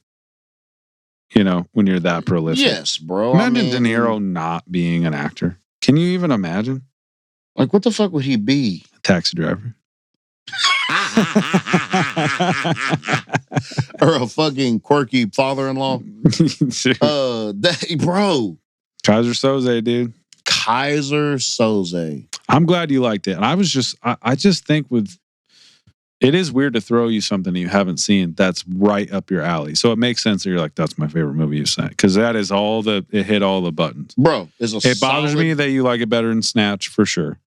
And those were the two that I had to. Those were the two that I had to decide between. But I like the pacing and Usual Suspects better. I'll say this. I like the directing in Snatch. This is gonna be kind of contradictive. I like the directing in Snatch more because I like the way Guy Ritchie does it, all his movies. But I like the pacing in Usual Suspects more because it's more of an unraveling in Usual Suspects. Yes. Than like a... And I mean, Guy Ritchie makes his movies like that on purpose, so it's fine. But But at the end of all Guy Ritchie movies, the thing that we notice is that they all get tighter and tighter and tighter. And it's genius. It is I love the shit. Whereas Usual Suspects, it has you thinking like, it's one of the best examples of like, I got this figured out. I think it's just because Spacey, bro. And then you're like, wait a minute, I don't know anything that's going on. You're like, oh, I got it figured out. And then you're like, holy shit, what is this movie? Brilliant. Fucking brilliant. It's time to play now. Here she is. She's back from the dead, dude. She's back. Good. CBD wore off. She's good to go. Yeah. I'm going to give her some more to go to bed. Oh, Jesus. It should be done. I'm glad you loved it, dude. I did. Solid 8.5. Whoa. An 8.5. I'll give it an First 8.5. Yes. Highest rated movie that we've had so far. Yep. For 95, it holds up crazy well. Oh, dude. Crazy well. I mean, I think I watched it probably 6 years ago. I was watching that. I was sick or something. I watched Casino. I watched Usual Suspects. And I watched another, it might have been Heat. And I was like, dude, those three movies are unfuckable, especially like back to back to back. It rips, dude. It really impressed me. I very much fucking loved it. The cast is perfect. Yes. I almost think that if Pacino was in it, it wouldn't. I think Chaz Palminteri makes it. I was just about to say, because I feel like, and this could be blasphemous, but I feel like Pacino would have overacted. Or just made it not feel as real as it does with Chaz. Yeah. I mean, obviously, seeing him and Spacey spar on screen would have been fucking crazy. Yeah. But I feel like Pacino would have tried to almost outperform Spacey versus complimenting him like the dude did. He's really good. That was the first time I seen him as not a mobster in a fucking movie, I think. Right. But yeah, he did a great job. The whole cast is great. Main dude, it's weird because I haven't seen him in like anything else. You know, he didn't want to do the movie. He was going through some personal things. The main character, Keaton. What's his name? Something Keaton. Dean Keaton. Dean Keaton. And the actor? Yeah. No. That's the character. Oh, Gabriel Byrne. That was the dude that's in Cool World. That's why I made you watch this. That's right. Yeah. That's how we got here. Because he was in Cool World. He was in weird movies. Yeah. So he wasn't going to do it because he was going through something personal at the time. And basically, they were like, his agent was like, what is it going to take for you to do this movie? And he said, if we can shoot it in less than 5 weeks and it can be in LA, so I don't have to go anywhere. So even the New York shots were shot in LA. That's quite an ask for not an A-list actor. I know, but it is what it is. And Spacey said Spacey signed on for that role before he even knew what role he was playing. He signed on for the movie because he loved Bryan Singer. Yeah. He loved Bryan Singer stuff. I think it was a movie called Public Access or something. And Spacey had seen it. And he was like, I just want to be on this. He was like, I just want to be on this movie. And he read like for different parts. And he happened to really connect with that Kaiser Soze character. And that was the role they originally had for him anyway. Like that's what they wrote the role for. So he ended up picking it anyway. Well, okay, 2 things. One, it's crazy that Kevin Spacey came off of Seven and did that role. Another one I've never seen before. Bro, you want to see the depths of Spacey? That's what I was about to say. That actually reminded me of, because I know of his thing. He in that movie is fucking insane. I know the end of Seven. Like I know that whole thing. So it makes me like not want to watch it, but I also want to watch it just because I enjoy fucking movies. So I don't listen. Care. My favorite Spacey movie of all time is K-Pax. Have you ever seen that? Was that what the I'm gonna send that to you, dude. I'm gonna put that's in the list. K-Pax is another one of his, like, is this guy full of shit? Is he like, I'm not gonna give too much of it away, but it's a brilliant movie. K-Pax. I love that movie. Okay. Jeff Bridges, Aaron Paul from Breaking Bad. Oh shit. It's got quite a cast. What year did this come out in? Like 2001 maybe. For real? Fucking Aaron Paul's in it? Yeah, he's young. Oh, that's fucking crazy. Yeah, dude. It's I love that movie. It's another one where he plays this ambiguous, super intelligent. It's all you know what threw it off? Out dude. When you say dude's name is Chaz, the detective? Palminteri, yeah. It's the actor's name. When he fucking got in his face and he was like, I'm smarter than you. I was like, oh no, the fuck you're not. Yeah. I knew it immediately. As soon as he said that, I was like, yeah, a smart person wouldn't say that. No. Yeah. And I knew immediately. I'm like, he's and he's got that grin. Yep. And he's like, all right, motherfucker. What's great when he kept on talking about just random shit. He'd be like, that reminds me of the quartet that I was in Smoky, Illinois or whatever. And then when he put that shit together and was reading the fucking signs and bro, that is why it's an 8.5 to me. The brilliance of like psychosis and pathological lying with a hyper intelligent person. Bro, when he seen that fucking Kobayashi under that cup, yeah, I was like, oh, he really, really played you, bro. Like it was fucking crazy, dude. I'm glad you loved it. I did. Bro. I need to brush back up on it. Every 5 years, I think anybody should watch Usual Suspects just for a little gut check. Oh, absolutely. It's a nice like Sunday morning movie. Yes. Get throttled up. My homework was rad. Do you give you your movie homework yet? Yeah, go. Give me mine. What am I doing? All right. We talked about Arrival the other day, right? Yeah. All right. You just gonna go ahead and give you the heavy shit now? Well, are you gonna give me options? Because I think that's where we're at in this game. All right. I'm gonna give you options. Okay. You ever seen American Me? American Me? No. Who's in it? Edward James Olmos, the Mexican dude. He's you've seen him before. He's been in shit. But it's about like the Mexican like mob coming up or whatever. Like the cartel? Not really the cartel. Maybe on a smaller, well, I don't know about a smaller fucking level, but it's the one from 92. Is that what you're talking about? Yes. Okay. All right. So we got Primal Fear, Cloud Atlas, or American Me. Okay. Now, Primal Fear, you said that you've seen before, but you don't really remember it. That's with Richard Gere and Edward Norton. That's Edward Norton's first movie. Cloud Atlas is the heavy hitter. The one that's going to The one that's gonna have your mind. Is that with Anthony Hopkins? No.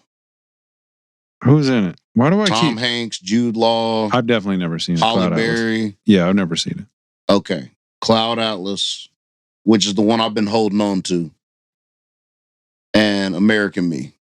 I'll give you the option between those three. Okay. I'll probably do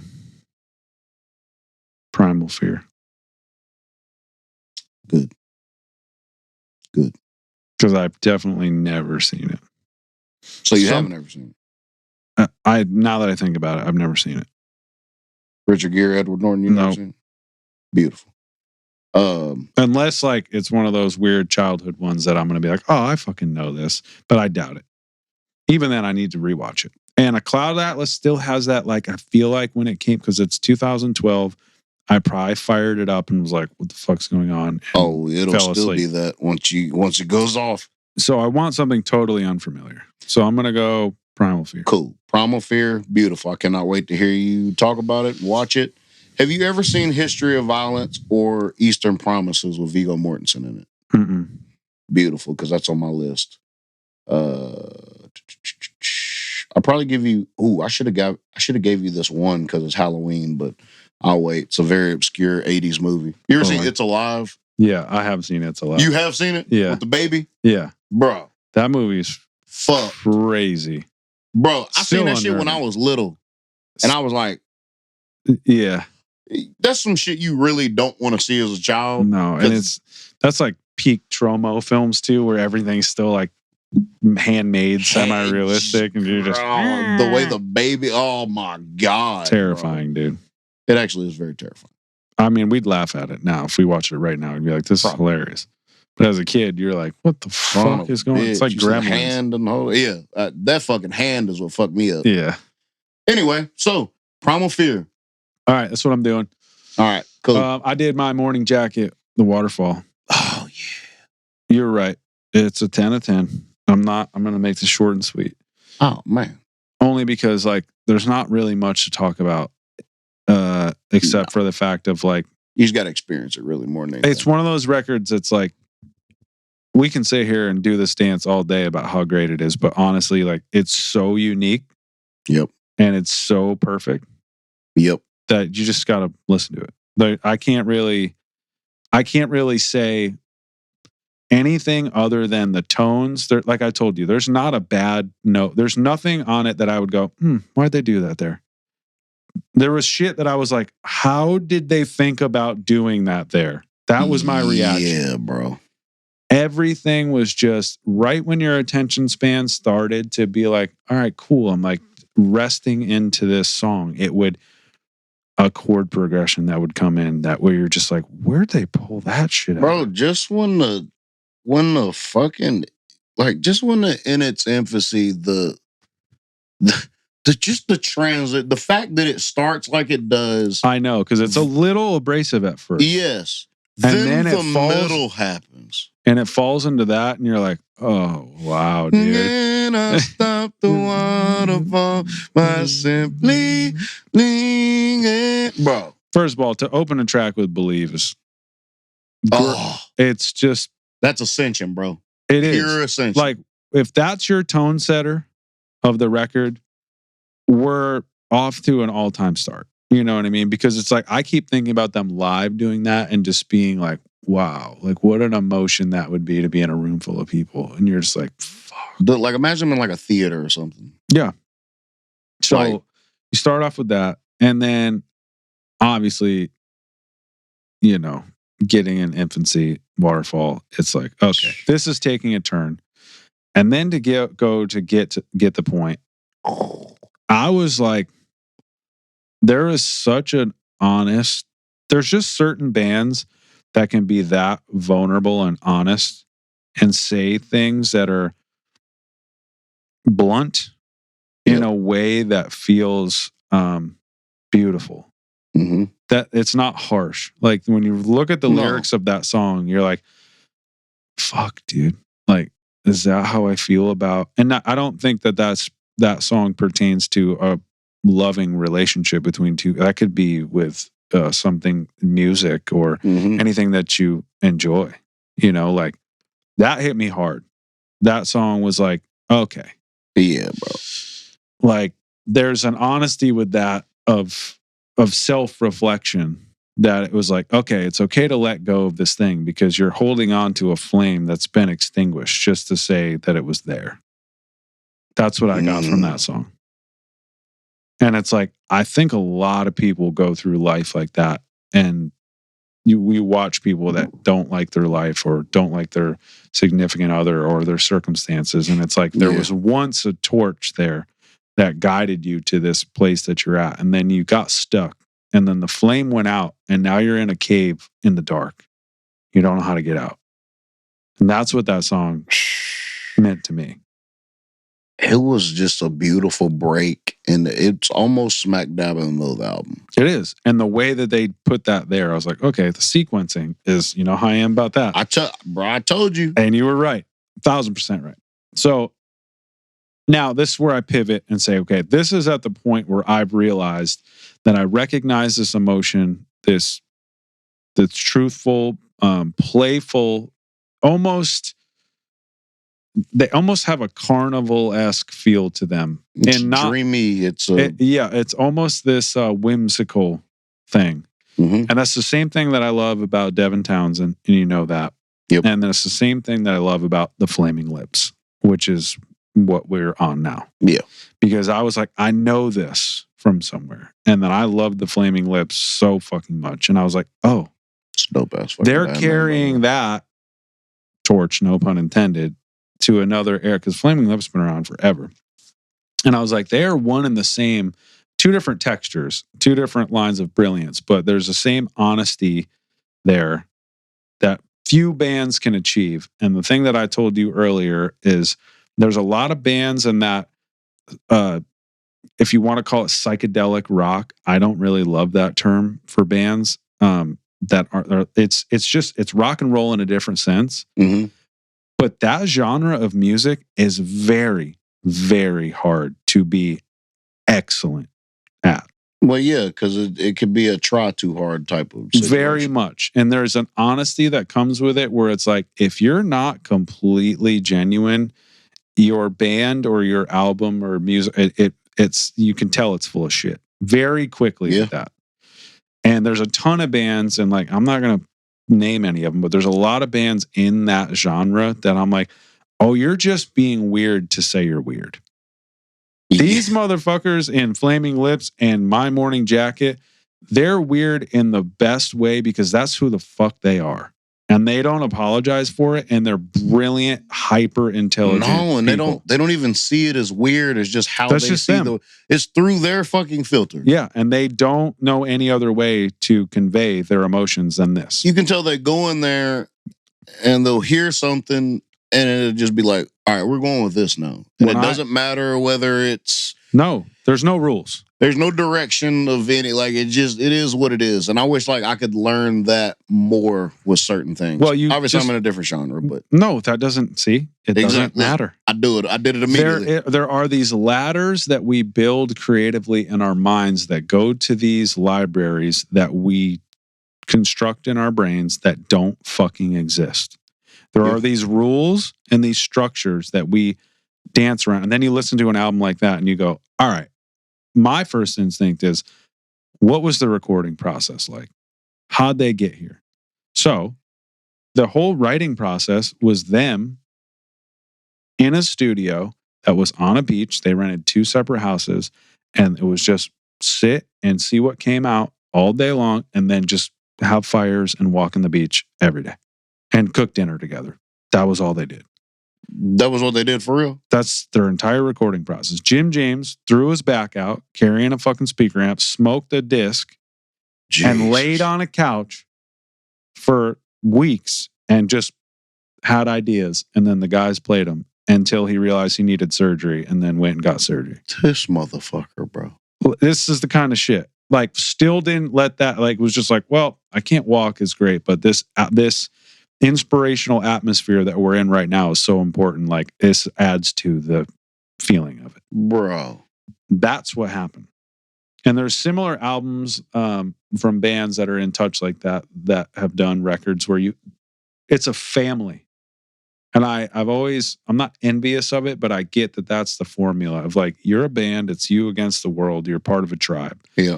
And so when you strip everything down and you're like, okay, we're here, we're making music, that's all we're doing. And we're hanging out and we're having dinner and we're fucking taking in this amazing, surreal place that we're in.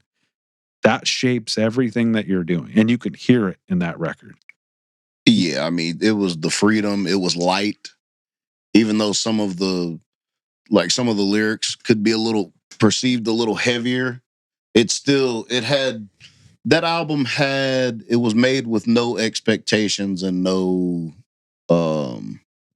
Yeah. there was no weight on their shoulders when they made that album, it seems like. No. It was just like, you know what, let's just make what we're feeling right now in this exact moment. And it just had this airy type of feel to it. The whole thing. Jim James says about the recording and production. This is a quote from him. And they were on Stinson Beach. And he said there was nobody for miles and miles, like a deserted paradise. And at night, it was like you're inside the sky and the stars were right next to your head. Bro. What kind of fucking explanation is that? That's a Jim James explanation, bro. And that's that's the mindset he was in. Yeah. And that album sounds like that. It does. This one, you're interpreting your surroundings with no delineation. You are a conduit. Yeah. And that's how it's done. Nobody's thinking of, well, I shouldn't, I can't, no, maybe that's, there's no hesitation. It's just, this is the emotion that I'm feeling, and this is how it conveys through an instrument or a vocal. It would be super dope for us to have the freedom to do that. Just go to rent a fucking beach house or a cabin and go, if we could take off work for a long periods of time and do that. But I mean, we make it work here because we know how to. Well, we built this for it. Yes. There's a magic that comes with this tiny space too. Oh, absolutely. But it's like I said with other things, you gotta fix your backyard before you can fix the world. So in our case, it's quite literal. It's up to us to make it out the backyard. Yes. If we want to. This is the thing. It would be, I love when now it's not like that's how it goes anymore either. They were in the perfect time to make a record. 2015 with the coming off a hit record, they had the money to go, this is beautiful. Right, we're renting this for two months. Now you can bring your whole studio to wherever you want to go. Bumfuck Alabama. If that's inspiring to you, it ain't costing you about $100 and something bucks a night for an Airbnb. Rent that shit out for 2 months. Make a record. True. It can happen. It's just the freedom. There's always a sacrifice. Yeah, it's the freedom, it's the time. But man, did that record encompass it. And then I put the Flaming Lips thing together and I was like, how did I not do that? Because I just love them so much. And I was like, this record's staying in all of our shit for all the time. Bro. I'm pretty sure I can't believe I hadn't listened to it in full like that. That shit, great. I think I said this about the White Zombie album that I listened to too. It has I'd love to see it performed theatrically. Yeah. In a play type, totally. A musical. It's a cinematic record. Yes. It is a movie. Bro, I thought it was cool that you started the record off with Believe Nobody Knows. Yeah. Believe Nobody Knows. It's such a contradictive type of catch-22. But just the fact. Bro, it's great. And then my shit is the damn what's it called? Well, my Tropics. Oh yeah, Tropics ribs. No bad beginning. Sick. My after get to the point, I mean Thin Line. Whoa, Thin Line. That guitar, dissonant chord, just rain it down. Spring Among the Living. And then to end on Only Memories Remain. It's like had a nice little Paul McCartney in it. It did. Oh yeah. This had some Beatles in it for sure. Of course. Like there's that, and this is what I mean about that style of music. If you're gonna do the throwback style rock and roll, it's a tough line to dance because at that time, those fucking bands did it all at such a high level. Like, you're not touching Pink Floyd, you're not touching Zeppelin and Sabbath and the Beatles. Like, but when people do it right and do it their way, there's an energy that comes with that, of being stripped down, that you have to be intelligent, you have to be pure, because otherwise nobody believes you. Nope. Especially with that music, because all of us grew up with those bands and the Stones and the Beatles and everybody. Like, we've already heard the pinnacle of that style of music our whole lives. So when you're going to strip it down and go back to that as a band in 2015, like, you better have your shit together. Yeah. And be honest, because if not, everybody's going to go, what the fuck is this? Sounds like a terrible Beatles ripoff. Yep. Some of their transitions had a lot of Floyd in it too. Tons. In its infancy, a lot of Led Zeppelin too. Yes. And then when I hear Flaming Lips, I can pick out the Zeppelin in it. Totally. Yep. Whereas most people are like, what do you mean? They're just a fucking weird avant-garde band. I was like, no. Like, listen to the kick drum tone. It's big and boomy. It's a lot. That one song you let me listen to, I loved how they paced the drums out. Like, how it was kind of, and they didn't drop until like the second half of the chorus. Yep. That's very so, dude. That record's a 9, maybe a 9.2. Well, you just said it was a 10, so it's perfect 10. You're a liar. No, I'm saying for me, it's a 9.2. Is it a 10 of 10 perfect production record at the time? Yeah, it is. For me personally, it's a 9.2. It'll grow over time. Oh, of course. And because it's first of all, it's an album record. If you pull I think that's maybe what got me, is you've been like, hey, put this song on, listen to the whole thing. You have to listen to the whole album. That's a very Pink Floyd thing to do. Yes. So that's true. When you put that record on, like, you're not skipping around to other shit. No. Because you're strapped in. Yeah, it's a full experience. You have to ride it. You can't how it's skip intended. a chapter in that movie. No. At all. So, yeah, for me, it's a 9.2. Beautiful. Is that the highest? No, that's not the highest rating. I don't know what the fuck I gave a damn 10 to.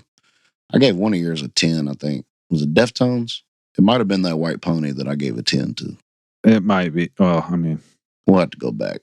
But I mean, White Pony's. It's a 10. White Pony's a fucking 10 for sure. I mean, I'm not saying that this isn't a 10. I'm just saying you give it a little room. In my book right now, it's still pretty fresh. I jump to crazy conclusions every time I hear something that I fucking absolutely love. I'm like, I'll do that. 10. I'll do that with movies more than albums. That's where we're different. You'll do it with a record more than a movie. This is the beauty of this whole thing. That's true. I'll be like, that's the greatest movie I've ever fucking seen. You know what I mean? And then I'll do it all the time. That might be the best fucking thing. I'll do it to you all the time. Be like, dude, you gotta watch this. This is fucking every fucking go. Unbelievable. Fucking Jacob's Ladder and MacGruber and fucking Titane. Oh, side note, Keelan just asked Lauren if jeans were popular back then. See what I'm saying? I said this shit. Did he listen to the pod and go, what is he talking about? She said, I said they're still popular, but then I also thought we all rarely wear jeans. Yeah. None of us wear jeans like that. Nobody I know wears jeans. I don't. Mickey had some jeans on the other day. We was out there playing football, and I was like, you got jeans on, bro. I don't know what's going on with y'all. You and fucking Logan. Andrea made him put them jeans on, dude. Probably. Chicks like jeans. Sorry, Mickey. Chicks like jeans, dude. They do. Like, put a nice pair of jeans on. You're like, what the fuck? Why do I want to be uncomfortable for 4 hours? That is like the most uncomfortable fucking material ever. I have a perfect pair of cargo pants right now. And think about it. When they get wet, it's over. Oh. Like, if they get wet... You got to go home. Bro, you have to go home. You have to go home. They never recover. You can get hypothermia immediately. You can lay out a wet pair of jeans for 2 days and they'll still be not dry. No. They're the worst, dude. Jeans fucking suck. I'm sorry. Like, as a human, as a species, we've evolved past jeans. There's no reason. We have better, lighter, more durable materials, dude. Nobody's out here like, fucking thank God I had these jeans on. Nobody's ever said that. Denim is fucking wild. I'd probably buy me a denim jacket before I buy me a pair of jeans again. Hell yeah. With the liner? Yeah, bro. You talking about that hot shit? Yeah. I don't know, bro. You're just gonna wear a raw jean I'm jacket? fucking hot right now. Just a raw jean Hell jacket? yeah, depending on what I'm wearing with it, yeah. All right. Put jean jacket on, put a hoodie underneath. Fire, bro. Just I used to put the hoodie underneath my t-shirts. I already know. Do you remember that We used move? to do that shit too. Why'd that get lost? I don't know. Because there's no reason to have a fucking t-shirt on. I'd buy an XL, even though I'm not an XL. No. And I definitely wasn't back then. I'd get my new fresh corn shirt, bro. And make sure I had the black hoodie, drape the corn shirt up, pull the hood through the top. Beautiful. Can't tell me shit. With jeans? Still, and then I'd take my CD player, set it in the hoodie pocket, but it was it's underneath my shirt, so you can't see. And I had my headphones. You can't crawled up under the shirt, bro. It's chilling on top. Ah, man. Fear Factory. Walking through the halls of high school, going, "Oh, if you guys had any idea what's going on in my head right now, like you're keeping a fucking secret. You would not talk to me, dude." There is freaking straight up man versus machine going on in my brain right now. I'm listening to the soundtrack, dude. The machines are winning, guys. Great, I don't know if you're aware of this. Everybody needs to worry out. I was something, dude. I'm giving you Flaming Lips, and I'm trying to think of. There's 3 records that I could give you. I'm trying to think of the one I should get you introduced. I don't want to do it, but I'm going to do it, dude. What are you doing? I'm going to give you Yoshimi Battles the Pink Robots. That sounds fucking fire. And it's their most popular album for a good reason. And I think it's perfect. Now, Soft Bulletin and At War with the Mystics are my other 2. I think eventually At War with the Mystics will be your favorite of them. It's a little more like swoopy, and this one's very concise, also weird. Yoshimi Battles Pink Robots. Yoshimi Battles Pink Robots. Sounds good to me. Cinematic. You're going to know exactly. You're going to go, yep. Fuck yes.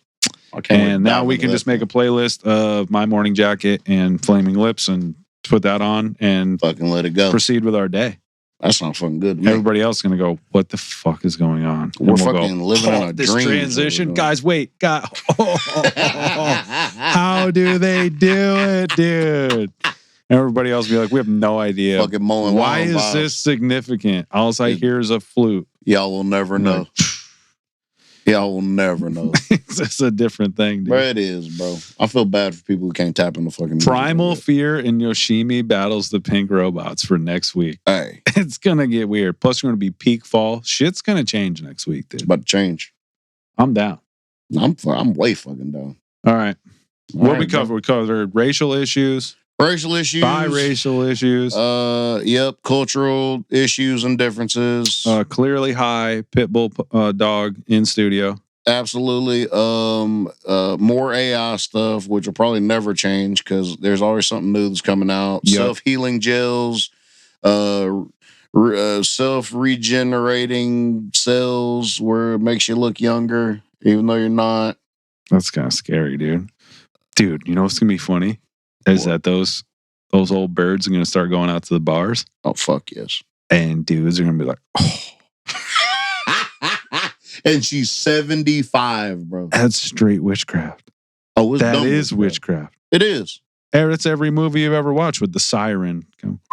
It's like you have a filter in real life. And then you got it's cellular. You got Pretty Ricky out there like, guys, got me a dime.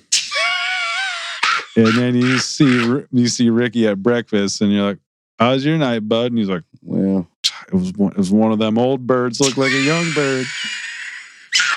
Bro, that's that's people are gonna have to start worrying about, dude. Hey, it is what it is. It's the new makeup. That's crazy. They take the makeup off, you'll know something for real. Such a great fucking movie. Such a great film. That was actually a prequel. Good, the Bad, and the Ugly. It was actually the prequel to Fistful of Dollars and for a few dollars more. Yeah.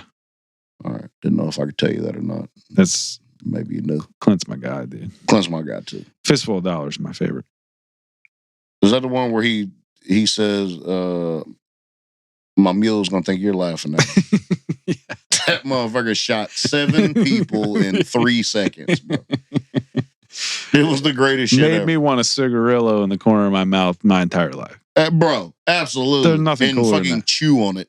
Bro, when he gets to rotating it, you know he's about to get busy. Shit son. Is going wrong quickly. Quickly, dude.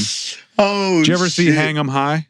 Did you ever watch that? I feel like I have. I know I've seen Josie Wills. Hang 'em High is nasty too, dude. Josie Wills. That's a nice little can't sleep on a weekend. Maybe wake up in the, too early on a Saturday morning or Sunday morning. Go ahead, put Hang 'em High on. Hang 'em high. Tall trees.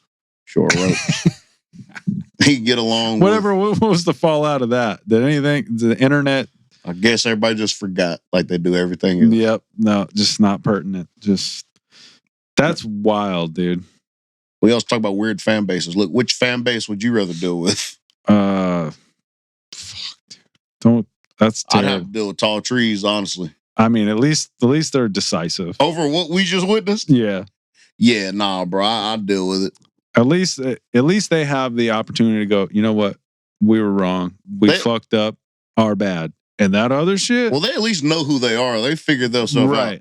That other shit, they don't know what's up or down or left or right. Bro. They don't even know what planet they're on. No. I know. They make me don't know. I don't know what planet I'm on when I see them. Those videos are so funny watching dude just lose his shit. God, bro. He can't even get 12 seconds. Videos. He can't even get 12 seconds in. I don't even know what's going on. Who would get 12 seconds in without having to say anything? Like, bro, you gotta say something about it. When he shows up with the alien shit and the fucking spaceship, bro, I was like, done. No, wait till you see the Willy Wonka one, bro. Bro, I swear to God, bro. I'm gonna show it to you before I leave. Why is that even a fucking thing?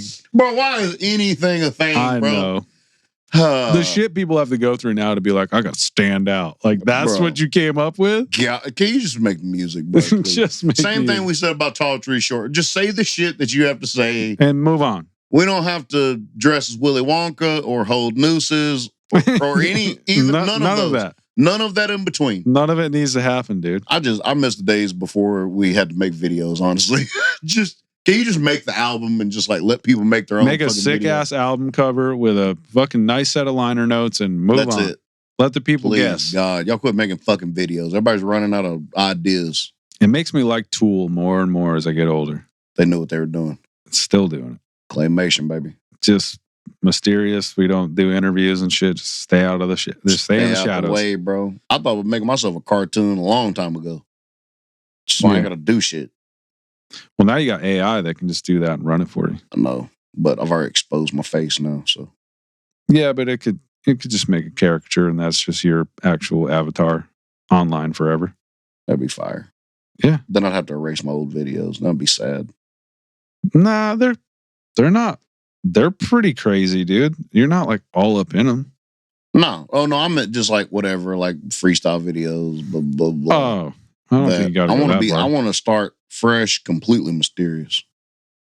We got to make a new moniker, bro. It's too late now, though. Nah, it's never too late. You remember my one moniker I was going to do? I never followed through with it, but I wanted to do it. Don't even. I ain't going to say it. It's a good idea. You know I like it. It was going to get Why don't bad. we do that? Let's have AI generate that. I already wrote a whole fucking song.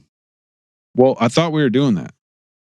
I had thought about it. Let's just do it. I don't know if I want to put that out in the universe. Why? Who's going to know anything? I don't fucking know. I mean, me. So what? In the universe. It's pretty sick, dude. Yeah, it's pretty sick. We'll figure it out.